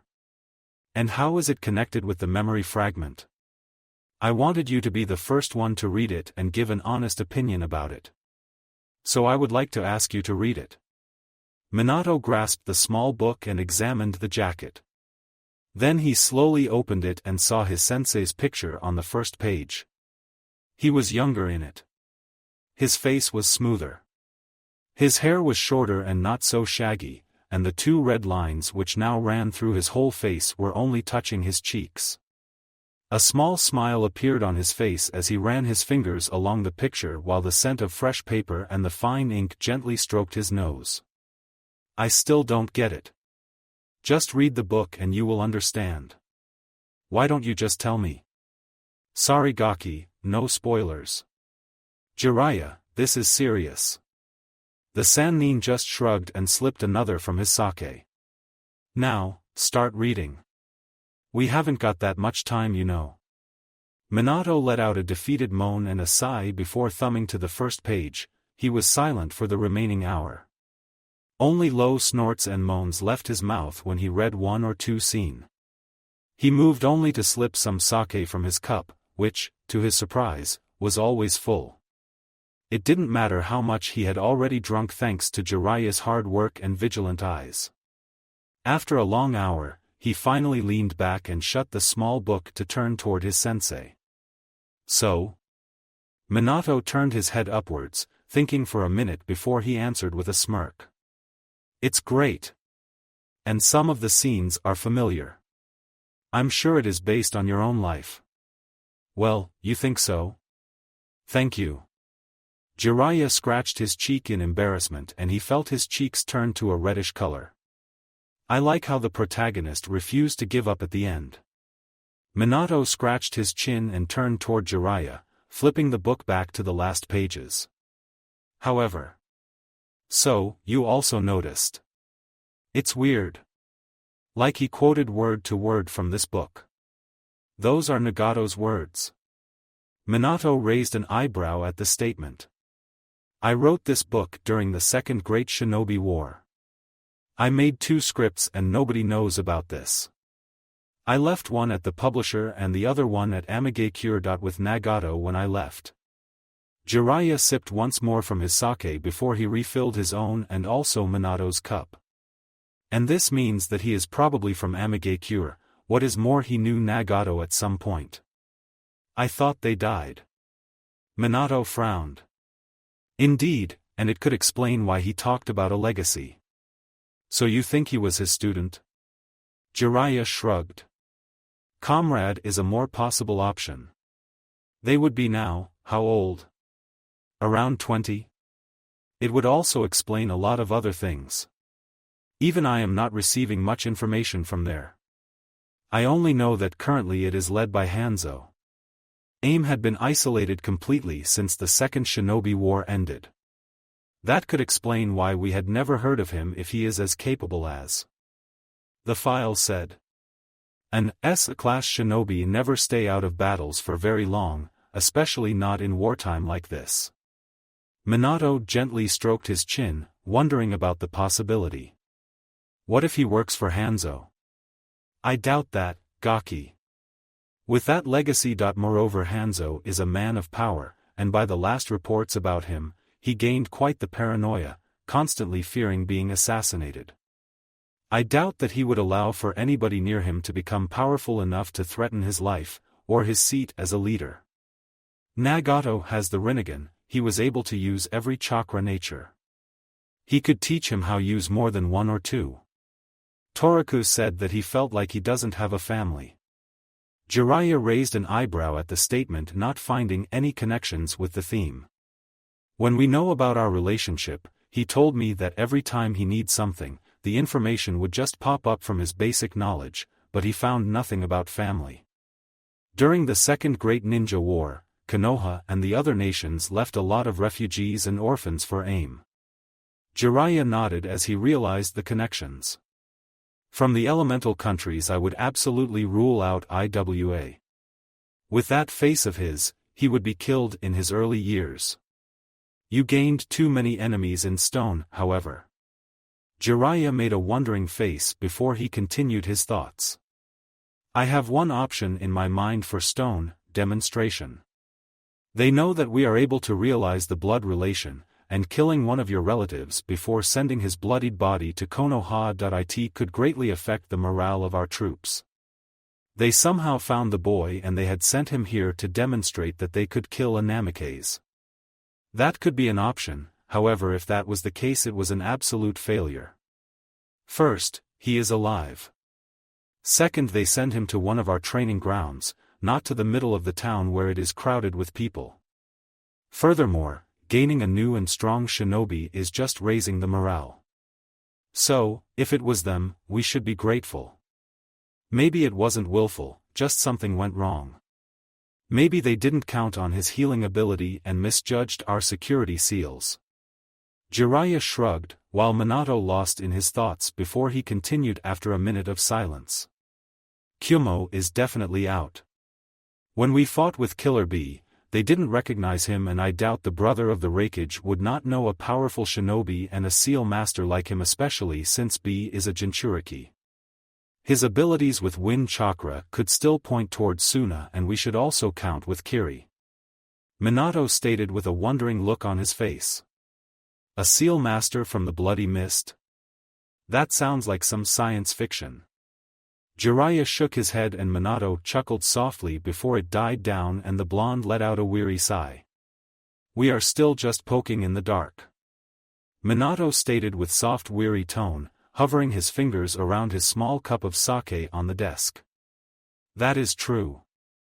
However, if he is a part of a well-defined assassination plan from any of the elemental countries, they somehow put their hands on your lost relative, trained him, wounded him, sent him here with a stolen Sharingan, evaded all of our top-level security, only to insinuate him into your favor, and were aware about your upcoming election as Hokage, that is just too complicated. The small countries wouldn't make a profit from your assassination. Suna has its own financial problems to concentrate on, the Raikage has also just taken over his seat, Kiri is too unstable to perform this complex plan, and I doubt the old Inoki of Stone would bother himself this much only to get rid of you, despite your reputation. Amigakure still is the most possible option with its complete isolation, which could also hide someone with a Sharingan. It is more possible than any of others and it gives us answers, while the others give only more questions. The correct one is usually the most plausible one. They stayed in silence for several long minutes while slowly drinking their sake. Each dived inside their own thoughts, racing through the options of their small brainstorming in their minds. You know, that boy reminds me of you when you were at his age. Minato raised an eyebrow, and looked back with a curious look on his face. Powerful, cheeky and reckless. Just like you a decade ago. The blonde rolled his eyes and diverted the conversation. Will you accept my request? Jiraiya smiled back at his old student. Of course. You could announce Team Gaki's birth. But. He raised one of his fingers and Minato sighed, fearing in advance what he would demand. No lame missions. I am one of the Sannin, the fearsome toad sage of Mountain Mayaboku, and I will definitely not chase stupid cats, or do groceries, or anything below a level. Minato frowned. I will consider a sea level limit. Jiraiya narrowed his eyes, watching Minato in silence for a minute, but in the end just shrugged. Escorting is fine, but no lame missions. Minato only smiled and nodded with a smile on his face. I need to know the shrimp's current level, so a small spar would be necessary. Especially in Toriku's case. I want to see him in action. The reports were detailed enough, but I trust only in my own eyes. Don't be afraid, I think he is eager for a little exercise.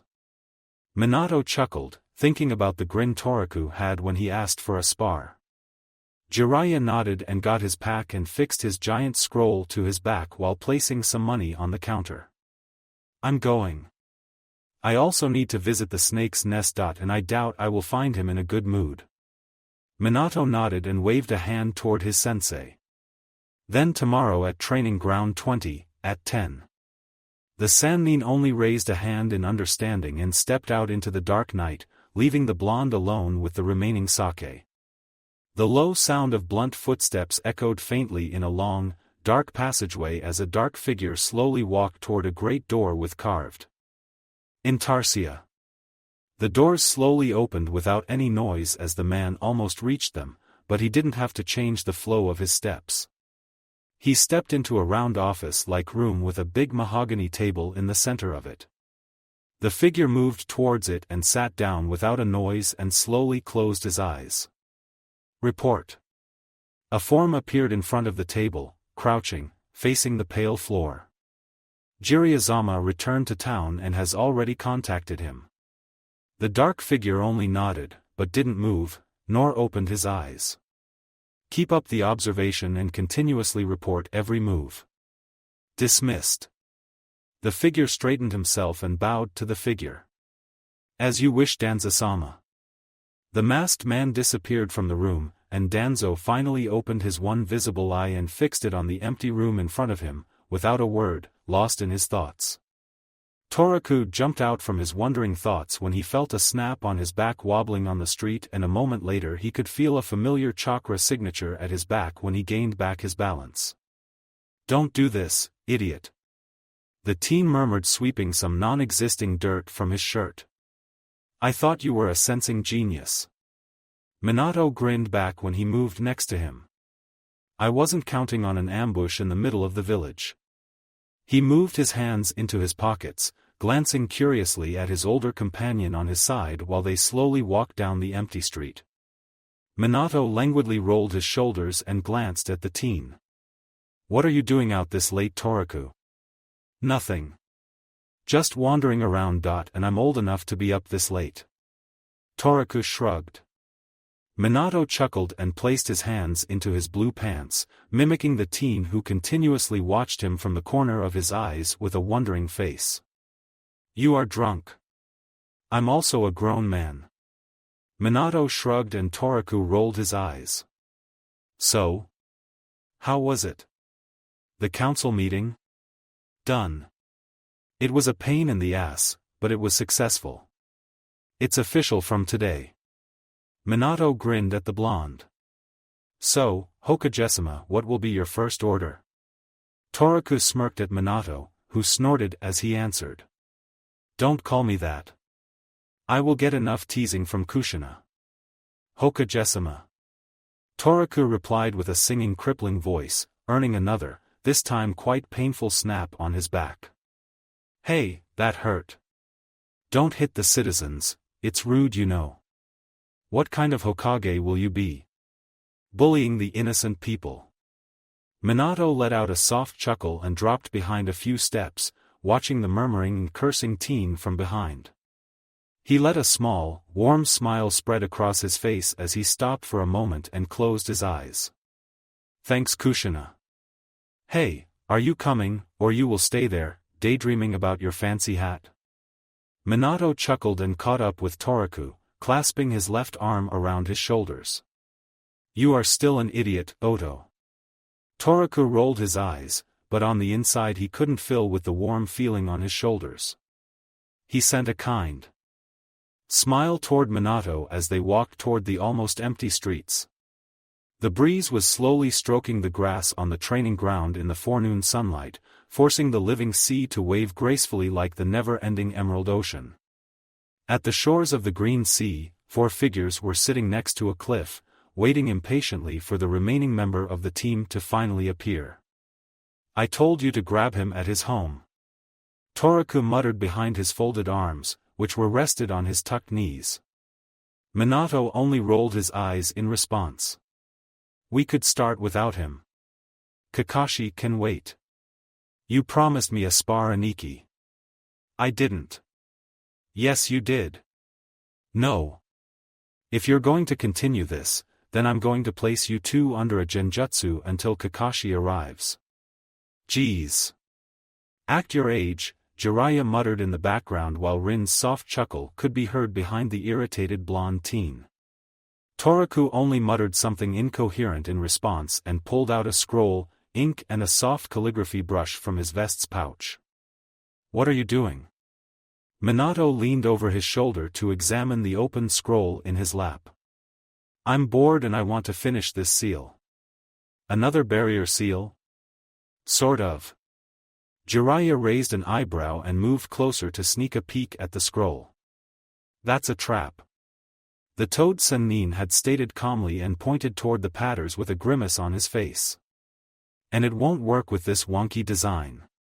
Toraku narrowed his eyes and turned toward the Sennin.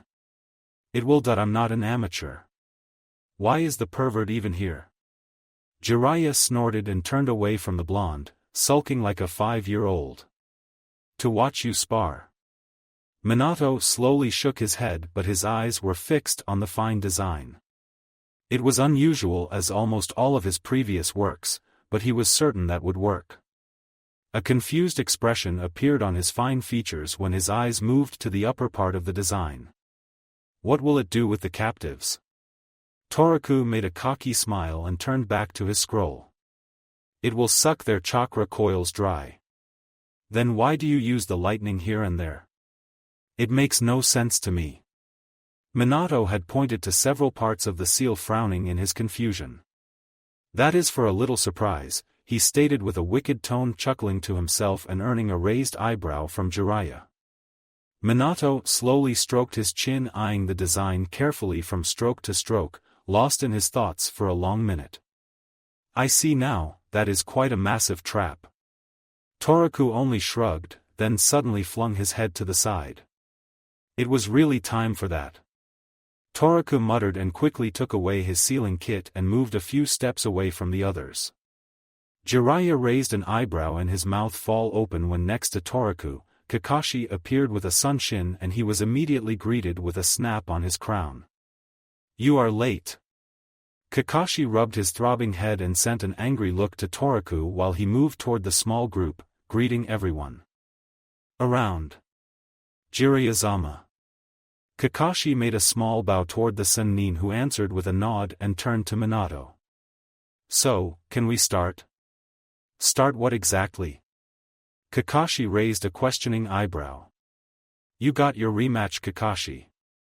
An unexpected smirk spread across Kakashi's always stoic face under his mask and he turned toward the blonde teen, who had just raised an eyebrow and folded his arms in front of his chest. 5 minutes later the two teens were facing each other in the center of the clearing. Kakashi moved to stance with an unfolded Sharingan, while Toraku remained still, carelessly and confidently watching his partner. Sharingan?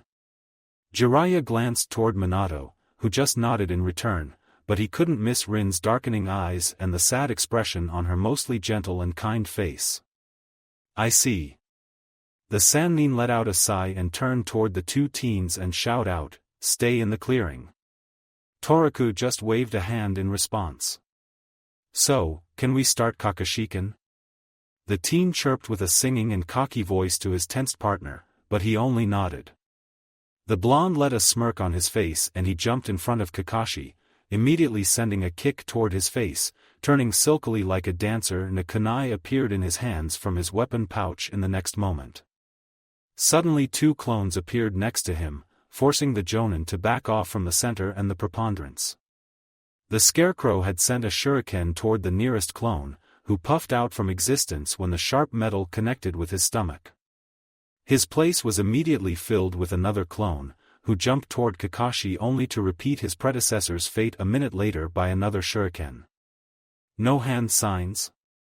Jiraiya stated calmly, watching the intense taijutsu, his eyes fixed mostly on Toraku's movements. No. Nor does he use signs with any of the wind element ninjutsu he showed until now. Jiraiya only hemmed in response as he watched the blonde perform a perfect backflip, to land on his right arm and send a kunai toward Kakashi with his left hand without a stop in his flow, before he jumped to his feet, and immediately launched himself toward the Jonin again. He's got an interesting fighting style. Indeed. A total mixture. Effective and hardly predictable. And he improved a lot in his taijutsu. Last time Kakashi could countervail him without his Sharingan, by speed and also by the effectiveness of his style. You think so? The two men twist backward to face a smirking Toraku, who stepped between the two men and folded his arms in front of his chest, eyeing the ongoing taijutsu battle with the newly appeared 5 clones. I practice a lot lately, you know. I uncovered lot of new moves and with that my speed also increased a lot. But I feel something big is still missing from my fighting style. Minato frowned and hit the teen hard on the head, who disappeared with a loud puff, leaving behind a small, puffy chakra cloud between the two men. A furious snort could be heard almost immediately from the middle of the clearing, and the blondes around Kakashi who weren't occupied with their opponent turned their heads and looked at Minato with an indignant expression. One of the nearest pointed a finger toward him, his eyes narrowed and his eyebrows moved to one coherent line. Hey! Don't bully the clones. There was a reason he was there. The yelling Toraku disappeared when Kakashi sent a kunai into his chest. Jiraiya chuckled at the scene and glanced at Minato from the corner of his eyes. Kakashi jumped backwards and ran his hands through a chain of seals, to slash his hands into the earth as soon as he made contact with the soil. Raitun, Jibashi, lightning style, earth flash, the ground filled with electricity. The attack ran through the clearing with a loud chirping sound, dismissing the clones in its way, moving toward the last group of blondes. 2 clones grabbed Toraku's hand and threw him up in the air to avoid the attack before it could reach him, flying gracefully toward the still crouching Kakashi. When the jutsu hit them, they jerked, but after a moment they disappeared with a puff of smoke. Toraku in the meanwhile ran through some hand seal in the midair, breathed a fair amount of air and spit out a massive amount of water toward Kakashi within a blink of an eye. Suetun, Daibakufu no Jutsu. Water release, great waterfall technique. The water hit him before he could release his own jutsu. When the water contacted him, the lightning chakra ran through his own system, forcing Kakashi's muscles to squeeze. Fortunately he was able to release the attack after a moment, but the feeling was enough to distract his senses and numb his muscles. Toraku landed gracefully in front of him with a loud splash in a puddle of remaining water. Kakashi narrowed his eyes and disappeared with a puff of smoke, leaving behind a frowning Toraku, to face with a log. He stiffened as he felt a hand around his ankles and his eyes meet with a probably grinning lightning clone. Shit. The clone exploded into millions of electric sparks which were now racing inside his nerves, forcing his muscles to clench painfully and his teeth and eyes to cling tightly. When the release finally died down, Toriku wobbled a step backward and grabbed his hair and ruffled it hysterically. "I hate lightning releases, you shrimp. I'm going to beat you into the ground for that, you got that?" The blonde teen calmed himself down, moved to a relaxed stance and closed his eyes to sniff the air. A questioning grimace appeared on his face, then the two men stiffened and Rin flinched at the shore of the clearing when a massive amount of chakra reached them as Toriku spread out his chakra, to detect the silver-haired Jonin. A satisfied smile appeared on his face, and opened his eyes slowly as he ran through a long chain of hand seals. When he finished, he closed his eyes again, waiting for a moment, then stomped the ground with his foot. Katan, Keishi Makugahara, fire release, exploding flame crater. A crack ran through in the soil of the training ground toward a certain point where it divided in two running in different directions, forming a perfect circle. Toriku snapped his hands together when the two lines connected and the earth inside the circle immediately disappeared with an explosion, filling the air with dust and the ground with soil. Toriku mumbled something and closed his eyes again, his right eye twitching continuously. "If you want to play hide-and-seek, Kakashi, you've chosen the wrong person," he stated when he finally opened his eyes. The young man slowly crouched down and placed his right hand onto the ground, closing his eyes and sending a massive amount of chakra into the ground below him. The soil exploded like a volcano not far away from the crater caused by his previous attack and Kakashi burst out from the hole, followed by 5 blonde clones. Kunai clenched and shuriken flew across the clearing as the silver-haired Jonin dismissed his attackers one by one, sending a quick glance at the still crouching blonde while evading the clones.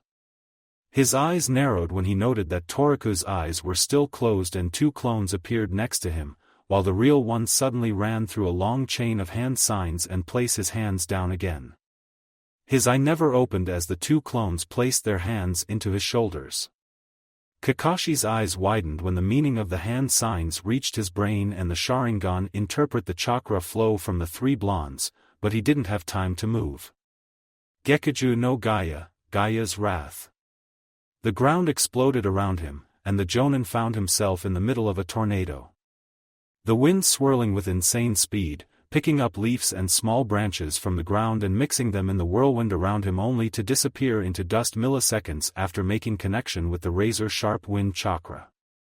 Kakashi felt as a static charge reached his side from the wind wall with a chirping noise, and the sweet scent of rain and wet soil hit his sensitive nose. He snapped his hand together, running through hand signs with insane speed, blurring his movements. But before he could finish, thunder echoed inside the clearing and a thunderbolt slammed into the ground, forcing him to halt the remaining hand signs and jump backward to avoid the insanely fast attack. Another lightning strike hit his other side at the moment his feet made connection with the ground, forcing him to evade once more only to reassert his motion again less than a millisecond later, leaving no time for him to counterattack or escape from the trap.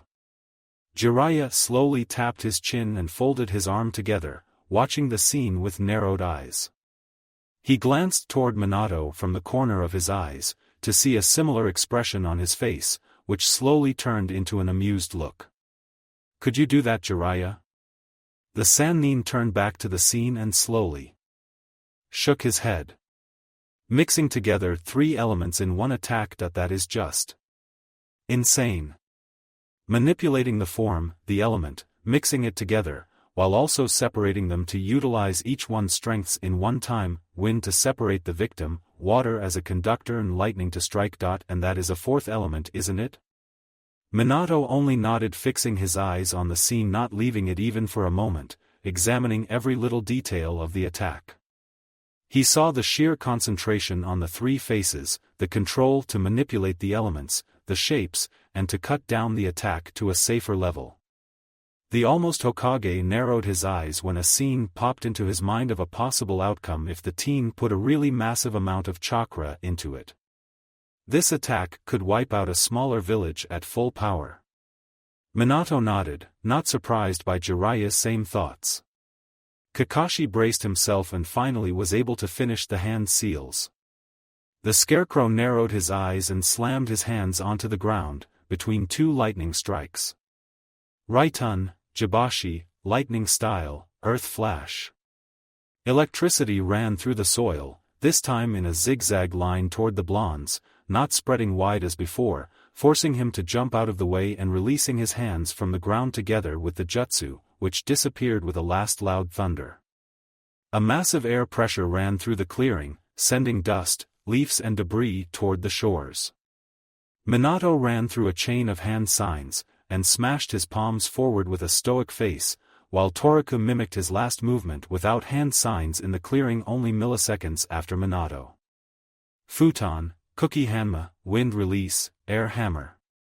An invisible wall of wind slammed into the approaching air pressure, countering the after-effects of Toriku's suddenly dismissed technique, leaving the three people and Toriku untouched by the massive amount of disappearing elemental chakra. Toriku glanced toward the small group with a worrying look, but his head flung back when he sensed the surging Kakashi. The Jonin jumped toward him, with a kunai in his hand. Toriku narrowed his eyes at the panting boy, and a grimace spread across his face when the metallic scent of blood reached his nose while he reflected another attack with a graceful movement of his hand, like he was just sweeping down some dust from his clothes. A small stream of the ruby-red liquid ran down from Kakashi's hairline, painting it a funny pink color next to his ear. The damage was minor, not more than a deep scratch, but the razor-sharp wind chakra reached a place on his head full with capillary. Toriku jumped backward to escape from the intense taijutsu, leaving a heavily breathing Kakashi behind. Toriku suddenly stiffened and the three tomos started whirling slowly in the crimson eyes. Suddenly the blood froze in his veins, then immediately heat up, boiling like lava, and his body started to tremble with rage. The world around him disappeared, when the genjutsu encompassed his body. He immediately forced his chakra flow to stop completely, and a moment later, he let the whirls down, pushing a massive amount of chakra into his coils, letting it run wildly through his body, rushing toward the caster on the clearing. The reality hit his head hard when he opened his eyes and faced with a helplessly flying Kakashi in midair, who in the end finally managed to turn and land not very gracefully, staring back at him with shocked, wide eyes. Toriku slowly straightened himself. His voice lacked any hint of the accustomed warm and cheeky tone. Never ever use that thing on me again. Kakashi only slowly nodded with a shocked expression. Minato narrowed his eyes, observing Toriku carefully.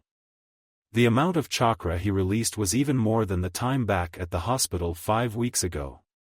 The blonde turned his head to the side, glanced toward the also shocked Rin, then his blue orbs moved back, examining Toriku's every small movement. He wasn't angry, nor threatening, he was calm and imperious. His emotionless, almost foggy eyes locked for a moment with his own, then he turned and made an anxious look toward the trembling Rin. The sparkling suddenly reappeared in the blue pools and the teen slowly scratched the back of his head. Sorry Rin, it was a little bit too much. The girl's mouth fell open and her eyes widened. Too much, too much. She slowly shook her head and let out a sigh. Rin braced herself and forced her body to relax and send a nervous smile toward the blonde, earning an embarrassed chuckle from him while he scratched his cheeks. He turned back to the now sitting Kakashi to send a cheeky smile toward the Jonin. So, I think the rematch is also mine. The teen only waved a dismissive gesture toward the blonde and dropped himself back on the grass. You are a monster. Toriku shrugged and smirked toward the laying Jonin. He slowly stepped closer and offered his hand to the teen, who grabbed it and straightened himself, sweeping the dust and soil from his clothes desperately. The blonde folded his hands behind his neck and moved toward the group on the other side of the clearing with a wide smirk, followed by Kakashi, who's still trying to make his appearance less pathetic with his torn and dirty clothes. Rin stepped next to the Jonin, examining his head with narrowed eyes, then moved her hands next to his temporal to heal the small wound. The silver-haired boy let out a sigh as the warm, tingling sensation numbed his brain and relaxed his weary muscles.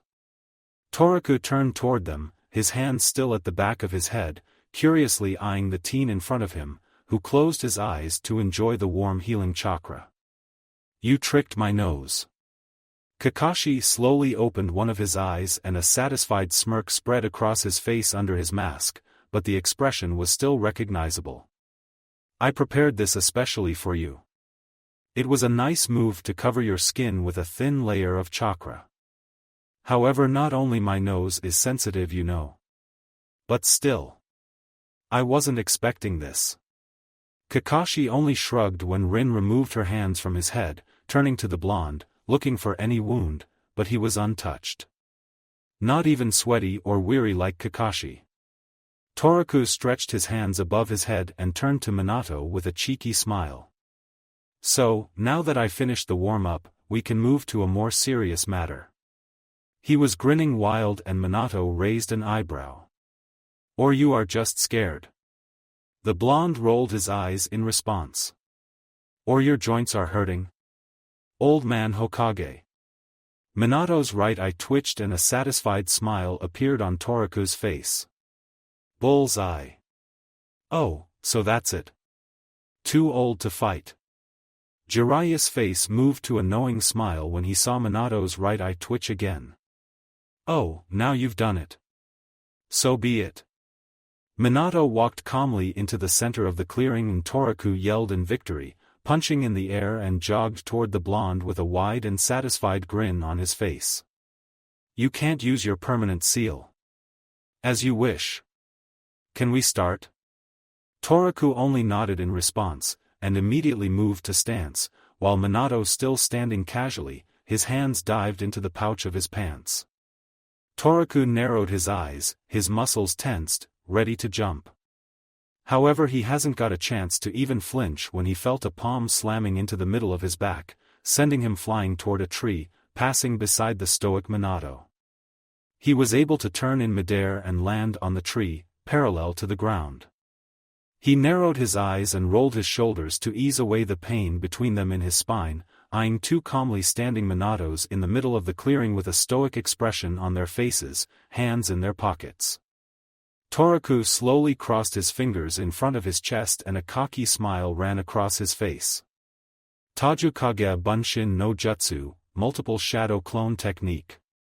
The clearing suddenly filled with blonde locks as hundreds of clones appeared around them, earning a loud snort from Jiraiya and an emotionless stoic look from the two blondes as they slowly turned their heads, mapping the surroundings calmly. The original Minato slowly tilted his head from side to side, letting his joints to pop, and a wide, satisfied, almost animalistic smirk appeared on his fine features, immediately erasing Toraku's cocky grin. I have a bad feeling. He couldn't even see when the two forms disappeared. His eyes and nerves couldn't transit the information fast enough, instead his head filled with the memories of consciously disappearing clones. Their confusion, the recalls of yellow flashes behind a disappearing clone flooding into his head without a pause as the copies popped out from existence one after another with insane speed, filling the field with massive chakra smoke and making his head spin and his mind dizzy and numb by the aggressive, continuous and confusing information flow. Not even a minute later he found himself thrown down hard to the ground. The force knocked out the wind from his lungs while his body was pinned to the soil on his stomach by strong limbs. The clone of Minato forced his hands into a painful and awkward angle toward the blue sky, grasping his wrists while pushing his right leg painfully into his spine, forcing an unconscious and embarrassing whining sound out of his mouth as the remains of his breath left his lungs. The real Minato crouched and leaned close to his face with a still stoic expression. So, any complaints, Otoro? He could feel when his blonde locks brushed his cheeks and the warmth of his breath on his skin. A painful gasp left his mouth as the clone forced his hands higher and he immediately shook his head. Minato nodded in satisfaction and smirked when he released his clone and the grasp on Toraku's wrists disappeared, causing his arm to fall down limply next to his lying body. The teen slowly rolled to his back, massaging his aching hand and frowning like a wild animal at Minato. You overdid it. It was time to teach you some manners. That was only because of your idiot permanent seal. You cheated. Minato chucked and offered his hand to Toraku, who hissed when his weight pressed on his abused wrist. I wasn't using your existing mark. Toraku narrowed his eyes watching Minato carefully. I placed a temporary one when I hit you in the back. Toraku hummed and slowly started to walk back to the group, to face a knowingly smiling Jiraiya, a satisfied Kakashi and a worried Rin, who is now eyeing his red wrists. So, lesson learned Gaki? Toraku grimaced and pointed a finger toward Minato. Next time, I will kick your ass Aniki. Jiraiya chuckled and turned to the teen. Every corner of this training ground was washed up with your blonde locks in less than a minute, and you already ask for a rematch? Toraku just hummed in response to Jiraiya and he slowly got rid of his Chunin vest, examining the ink-black marking in the middle of its back with narrowed eyes. I just have to figure out how to get rid of his annoying Hiration. Jiraiya snorted and rolled his eyes in response, while Minato chuckled. Good luck with that. You know the title Hokage means the strongest shinobi of the village. It isn't just a fancy name, Kakashi stated calmly and moved his Hitayat back over his Sharingan. How is your wrists, Toraku? Rin slowly moved closer, eyeing his hands. Nah, it's okay, it will be as good as new in an hour. See? It doesn't even hurt anymore. He slowly hovered his joints and smiled back to Rin. Jiraiya raised an eyebrow, knowing that Minato almost wrenched his wrists, but didn't make a comment. His healing abilities are really insane, thought the white-haired Sannin. I think we are finished for today. Minato stretched his arms behind his back. But before we leave, I would like you to know why Jiraiya was even here to watch your little performance. Because he will be the new sensei of the team. Toraku stated, while turning to the Sannin with a knowing look. Indeed. You will be in good hands, so don't be afraid. Toraku let out a snort and waved a hand toward Minato. He felt as his face moved to a sour grimace and turned away from the sad smile of Minato. Toraku. I know and I understand, so don't say a word. He let out a sigh and turned back with an obviously false grin on his face. I'm starving. Can we pick up something to eat? The new team dismissed from a barbecue house, leaving only Jiraiya, Minato, and Toraku left with his full stomach. The teen leaned back, contentedly stroking his full and obviously bigger stomach with closed eyes. Minato chuckled at the scene while Jiraiya eyed him with an annoyed look. Boy, I really don't want to be the one who pays for your food. Toraku opened one of his eyes and stretched his feet and arms, forming an X with his body. Maybe I had starved a lot in my previous life. The teen only shrugged and leaned back again with closed eyes. You told me that you regained a lot from your basic knowledge. However, you didn't show too much new. Minato asked and grabbed his bottle, then leaned also back to find a more comfortable position. That is true, Toraku only stated calmly without opening his eyes, but as he felt the eyes on himself, he opened them and leaned on his folded arms on the table in front of him. Most of my arsenal is quite radical. I couldn't use them on Kakashi. He folded his arms on the table to rest his chin on them, facing two pairs of raised eyebrow. What do you mean by radical? Toraku let out a proud smile toward Jiraiya. I mean quite destructive. He frowned to himself. I will need to learn more lower-level techniques, or sooner or later Kakashi will kick my ass if he find out how to deflect all of them. Have you tried Doton? Toraku nodded. Yeah, but I couldn't make any of them work properly. Minato narrowed his eyes. So for. Still, it is incredible. I tried them yesterday with the Gekiju no Gaia's Wrath. Minato frowned. He didn't receive reports that Toraku was training yesterday. Toraku, where did you train yesterday? Home. Every training ground was full again. Minato's eyes widened to an unnatural size, almost popping out. You tried out that jutsu in your apartment? How on earth? Are you insane? You could blow up the entire house. Toraku just waved a hand and a clone appeared next to him, to hand over a scroll from Toraku's own pocket, to disappear with an annoyed look on his face. You could beat a Nara in laziness. Jiraiya murmured and Toraku only shrugged. I can't move, I'm too full.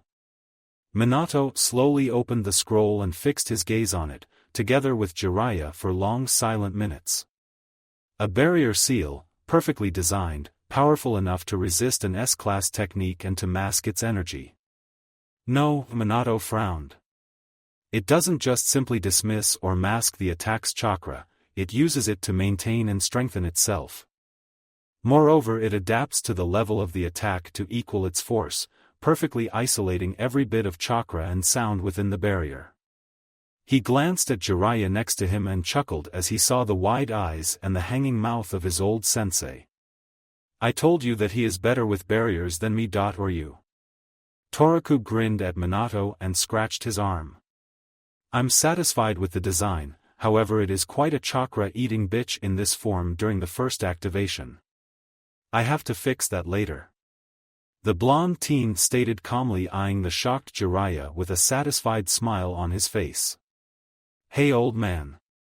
Jiraiya immediately looked back at Toraku with narrowed eyes when he heard the address. You will slobber my seal. The Sannin snorted and leaned back. Impertinent shrimp. Toraku only grinned and turned toward the other blonde. Minato. When can we finally go out for a mission? Come to the Hokage Tower tomorrow. The blonde smiled back at him knowingly, while Jiraiya frowned at the statement. A satisfied smile ran across Toraku's face and he finally forced his body to get up from the table. Great. Then tomorrow. He turned and approached toward the door. And Toraku. The teen turned back to meet a pair of familiar azure blue eyes. If you ever try out any jutsu inside any building. Or if you even think about it. I will finish what I leave off today at the training ground. Understand? The Hokage's voice was calm, but his eyes sent a cold chill down his spines, forcing him to gulp and nodded with a scared face before leaving. Jiraiya kneeled to the table and turned toward his new leader. What mission? An escort. I need someone who will guard the delegation to Suna. A half-smile formed on Jiraiya's face. Suna? What a coincidence. Minato smiled back at his old sensei knowingly. Maybe something will turn up from his past. 4 figures lined up in front of the desk facing Minato, a Chunin and Sarutobi the next morning. Minato smiled at Jiraiya while he handed over the mission scroll, the details of which had been discussed the previous night after Toraku left. The envoy will wait you at the village gates, exactly at 10 o'clock. Don't be late. Kakashi, this mostly considering you. The Jonin only rolled his eyes, but he restrained himself from a harsh reply. Toraku. You go there in incognito. Why? The teen intensively frowned at the statement. I got my reasons, you will be an ANBU during the mission. The blonde only let out an annoyed grunt, and nodded, then a second later a cheeky smile ran across his face, forcing Minato's eye to twitch.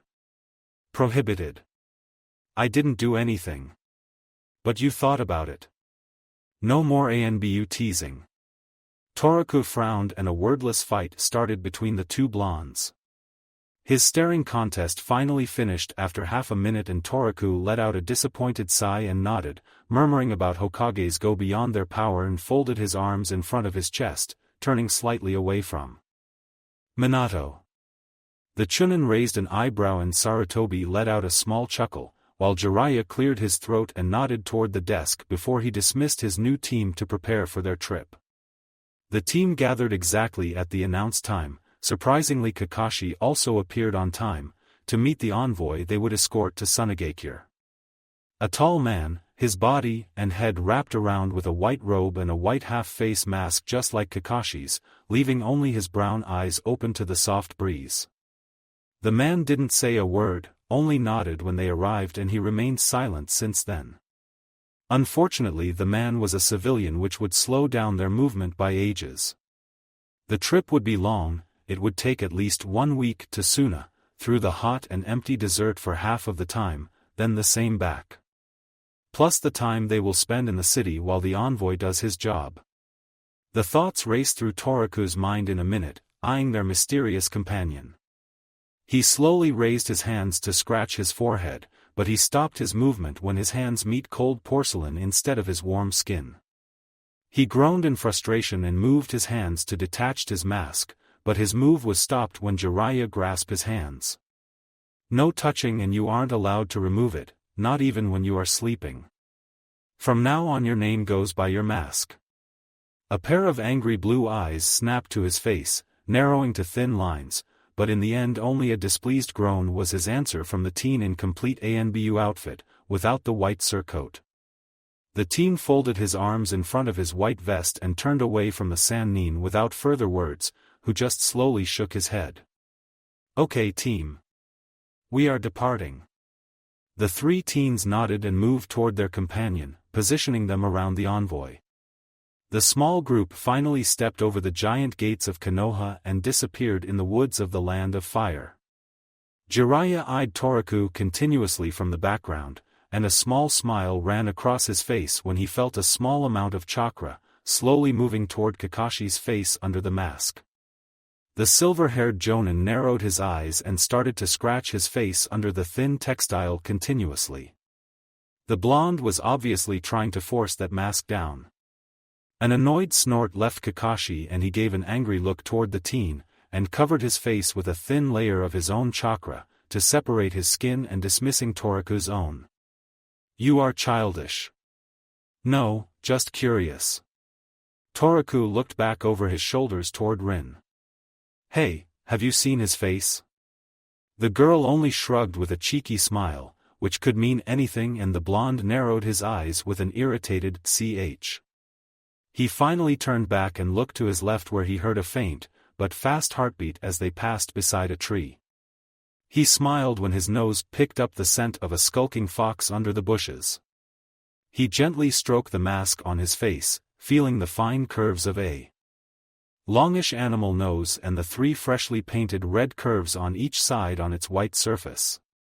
When he first saw the fox mask in Jiraiya's hands, and he handed over his new clothes, a real animalistic foxy grin appeared on his face, and he couldn't help on his outburst as something forced him out from the back of his mind and made him laugh until his side started to sting like hell. Before he put on the completely white mask, he felt a force and he finally picked up one of his brushes and a red ink, to finish the blank mask. He didn't know why he painted the same marks on the 2 sides of it, but when he examined it in the end a strange satisfaction ran across his mind. He slowly stroked the painted whiskers once again and rolled his shoulders with a sigh. I'm bored to death. A clone popped up next to him and raised an eyebrow at Toriku. Are you serious about it?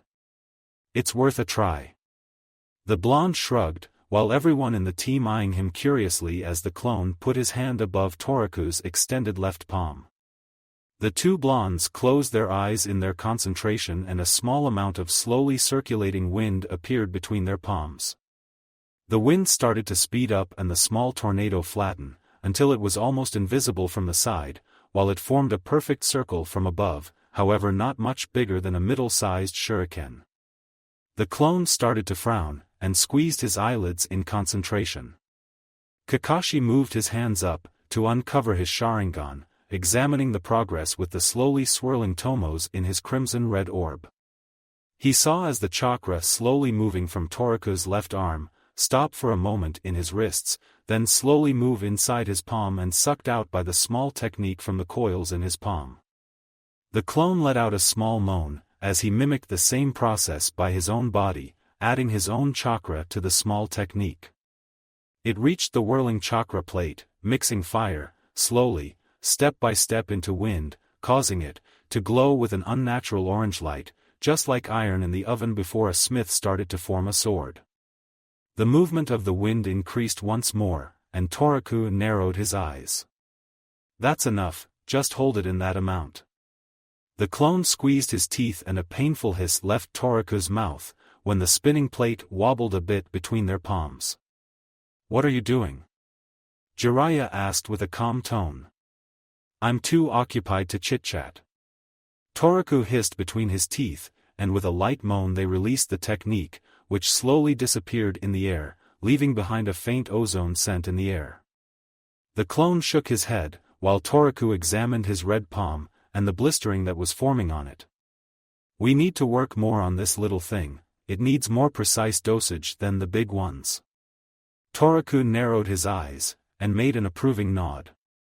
He let out a sigh and the clone disappeared with a puff of smoke, while he slowly dropped behind to reach Rin with an apologetic smile, who rolled her eyes. You should be more careful, you know. I'm not always beside you. She gently placed her hands above his red palm and channeled green chakra into his wound, giving a pleasant cold sensation to his burning skin. Could you teach me please, Rinchin? Kakashi snorted and Jiraiya started to laugh loudly, earning an angry glance from Toraku. I don't think that I am the best one to teach you. You are stronger than me. Maybe, but my chakra control sucks, and I need a fine-tuning to the smaller techniques. And this is something only you could help with. Medical jutsus is the same. Without fine-tuning you just smash up everything and I want to be lectured by the possible best. Toraku smiled behind his mask as warmly as he could, eyeing the blushing girl beside him. Please. Rin smiled and nodded and she felt as pride swarmed up in her spine. Jiraiya smiled gently at the scene. Why do you want to even learn smaller techniques? There are a lot of powerful stuff in your arsenal. Kakashi snorted and crossed his arms behind his neck. Power sometimes lay in small forms, Kakashiken, Jiraiya stated casually and tapped the Jonin's head, who answered with a frustrated groan and ran his hand through his silver hair. The blonde nodded approvingly. That is true that I can be very deconstructive, but I need techniques which don't threaten the lives around me, and that is what I lack. Toraku slowly shook his head and let out a weary sigh and turned once more to Rin. Sue, will you help me, Rinchin? Of course. Let's see. So fine-tuning. She got lost in her thoughts for a minute and turned toward Toraku. You don't have problems with manipulating the nature and the form, and this indicates that the main problem isn't with your direct control, it lays in the amount. Let's see. Which is the less chakra needed technique you can't do properly? Bunshin. Toraku spit out the word like it was sour poison. He slowly moved his hands together and performed the necessary seals, and a shapeless form appeared beside him only for it to fail the next moment and fall to the ground limply. The blonde let out an irritated sigh and the caricature of a human disappeared. See? It was totally messed up. It couldn't even stand. Kakashi frowned at the scene and turned his head curiously to Toraku and Rin. So, sensei. Where should we start? Rin blushed again and sent a small smile to the boy. As a first step, you should work on that technique. Toraku nodded and moved back to his place. He closed his eyes and around 100 Toraku appeared behind the small group, walking with them, without a break in their movements. Kakashi raised an eyebrow when he curiously turned around to see the results, but he immediately frowned. What are the Kage Bunshins for? Just watch. Toraku made a cheeky smile under his mask and Kakashi turned back to the clones to see that they were forming the necessary hand seals. 100 useless normal bunshins appeared. And the small marching army behind them, frowning immediately. Toraku turned toward them and shouted. Make 4 groups, dismiss every 15 minutes. An arcane of, yes boss, echoed back to the small team and Jiraiya looked at the teen with an amused expression. I see now your point. Kakashi glared at Jiraiya with a confused look, and Toraku glared back at the Sannin then only shrugged and also started to work on the technique himself. Near the end of the first 15th minute one of the clones near the group let out a victorious yelp when a man-like clone appeared next to him, wobbling on thin legs. Toraku nodded to the clone, who disappeared in an instant, and the clones made a wondering expression immediately. 5 minutes delay, until the first group disappears. The clones nodded and continued. Surprisingly this time almost every new Bunshin was able to at least stand. I don't get it. When a shadow clone dismisses, I gain back every memory. They were originally used for scouting. And with the memories I also gain what they learned. With this, I can compress years of training into weeks. But it also has got its own risks. Toraku explained to Rin carefully, earning a narrowed eye from Kakashi. What risks? Not only the memories, but also the exhaustion comes back. The teen only shrugged at Rin's worried and narrowed eyes, but the now not-so-small group walked toward their destination without a word. After the last group of clones dismissed themselves, Toraku was able to make a normal-looking Bunshin if you didn't count the faceless head in his soft orange-shaded clothes. It could make almost 5 steps before it wobbled and fell flat on the ground and dismissed itself. Toraku let out a weary sigh and shook his head slowly in his disappointment. This is harder than I ever gave it credit for. Jiraiya moved next to him and tapped his shoulder. Don't push yourself more today, or you will also fall flat. Toraku nodded in understanding and stretched his arms behind his head. I know, but this annoys me to hell. Man. That is an academy-level jutsu. No marvel around that. You got too much chakra for fine-tuning. Just give up and do what you are good at. Toraku narrowed his eyes as sheer determination appeared in his visible blue orbs. As stubborn as Minato. I just had to push the right button in his brain. Jiraiya smiled and slowly turned toward the others. We will make camp in an hour, the sun has almost set. There will be a nice place for that after this hill. The team nodded. Their stoic and speechless companion in the middle of their group also let out a relieved sigh after the long trip. 2 hours later the camp was ready and a campfire popped cheerfully in the middle, surrounded with sleeping bags. However, only 4 were occupied as Toraku sat above them on a thick branch, in a nearby tree. He felt a familiar chakra signature approaching the tree and the silver-haired Jonin sat down next to him without a word a second later. You should be sleeping. Toraku-san. The blonde raised an eyebrow under his mask at the honorific, waiting for the question he already knew would come after he told the trick of the Kage Bunshin. Could you? Kakashi stopped, looking for the words, but Toraku finished his sentence. Teach you the Kage Bunshin technique? Kakashi only nodded. Toraku let out a weary sigh and ran his hands through his blonde spiky locks.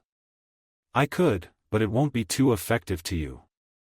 You don't have enough chakra to properly use it for training, however it would still be useful for scouting. Kakashi only nodded, he was already aware of that. If he learned it, he wouldn't be able to make more than a maximum of 4 or 5 clones. But, you can't use your Sharingan this time. You will learn it the hard way. Kakashi raised an eyebrow with confusion, but nodded.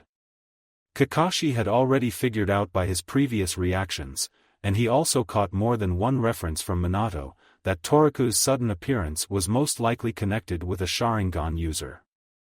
Toraku rolled his shoulders and pointed toward a small clearing about 20 meters from them. 5 clones appeared on the tree, standing in various directions, parallel to the ground and upside down below him. They spread around their sleeping companions while the 2 teens straightened themselves and Toraku waved toward Jiraiya who just raised a hand in approval. When they returned after an hour, Kakashi was obviously weary, almost falling into his sleeping bag, and more than one scratch could be seen on his skin. But in the end, he managed to make a proper clone. Toraku slowly shook his head and dismissed the clones, then he moved back to his previous place on the branch. He leaned against the rough shuck of the tree and turned his head toward the ink-black sky. He always liked to watch the stars and the moon since it always calmed down his nerves and relaxed his mind. He let out a sigh as another presence sat next to him. What now? You also want to learn something from me? Jiraiya snorted and waved his hands. No. Toraku nodded, but didn't avert his eyes from the soft glaze of the stars high in the sky. The Sannin didn't make a noise for a long moment. "How are you doing with your bunshins?" "Not too good, but I don't think this is why you came up here." "Why did you teach a kenjutsu technique to Kakashi?" Toraku shrugged. "Because I want them to become strong. Maybe he can't use it for training, but it could save his life one day. Or Rin's. And I have confidence in him. He is already strong and someday he will become a powerful and elite shinobi. He is working very hard even if he didn't show it to the others, he always only displayed his stoic face. I knew something had been bothering him since the time he found out we were going to Suna." "How much do you know about Kakashi's background?" Toraku slowly shook his head. "Not too much. He almost never talks about himself. I know schematically what had happened in IWA, and that he is an orphan, but that is all." He glanced down to Kakashi, listening to his light breathing next to the waving fire. His father was the White Fang of Konoha, Hatake Sakumo. A powerful, feared, and respected shinobi. His strength was on the same level as me, one of the 3 Sannins. He was assigned to a mission. And he made a hard decision. The blonde raised an eyebrow under his mask and moved his hands to his lap. He had chosen the life of his comrades instead of the success of a very important mission, which failure caused a lot of trouble for Fire Country. After he abandoned that mission to save his comrades' lives, he was blamed for the effects, even by his own companions whose lives were saved by him. The ninja turned away from him, disgraced him, spit at him. He broke by the pressure and he committed suicide. Toraku felt as his mouth fell open without a sound. After that, Kakashi worshipped the rules and regulations of the shinobi world, he became emotionless and worked only to wash down the shame of the Hatake name. That mission was in Suna. Jiraiya scratched his arm and yawned. However, something changed him in after their teammates died. But I don't know what had happened there, Minato doesn't want to talk about that. I know what caused that. At least I think I know. Toraku let out a sigh. When we returned from Kumo, he told me something when I was down. I don't know the details, but it seems the Uchiha kid made a great impression on him, if he was able to make a 180-degree turn.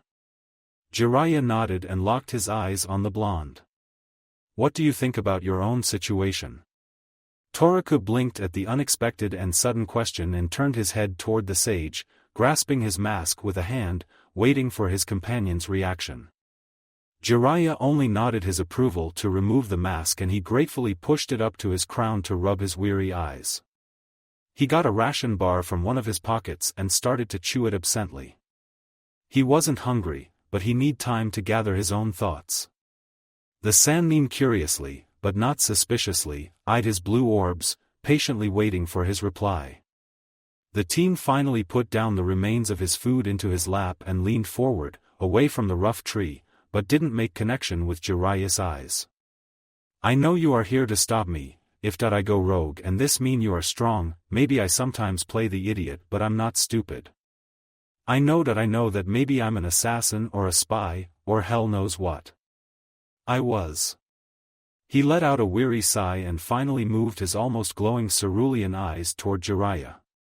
But I also hope and think if I am really one, if I regain my memories I won't lost my current self. Toraku slowly shook his head and let out a long sigh, and he glanced down to the sleeping forms of his comrades. I don't want to hurt Minato, Kushina, the brats down there, or anyone else. I just want to protect those who are precious to me. He let a small smile run across his face and he turned back at Jiraiya. And you? What are you thinking of my situation? Jiraiya chuckled and waved a hand. I got my own assumption about you, brat. Toraku rolled his eyes, patiently waiting for Jiraiya to open his mouth.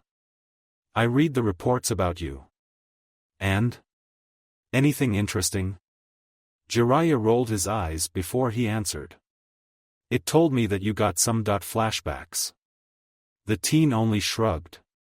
Not always, sometimes if I saw something or hear something, and they aren't real pictures. Not memories. A feeling. Like a déjà vu, or something like that. When you know something already happened to you, feel familiar, or sometimes I feel emotions. Nagato.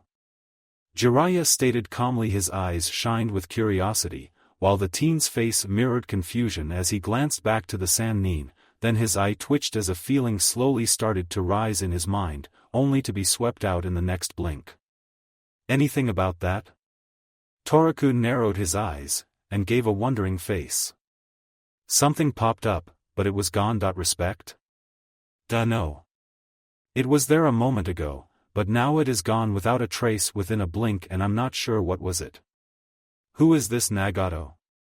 The teen scratched the back of his head and frowned in frustration and waited for any further explanations, but when nothing came he let out another sigh, slowly turning toward the white-haired man with a serious look. Jiraiya. What brat? Can I ask you a favor?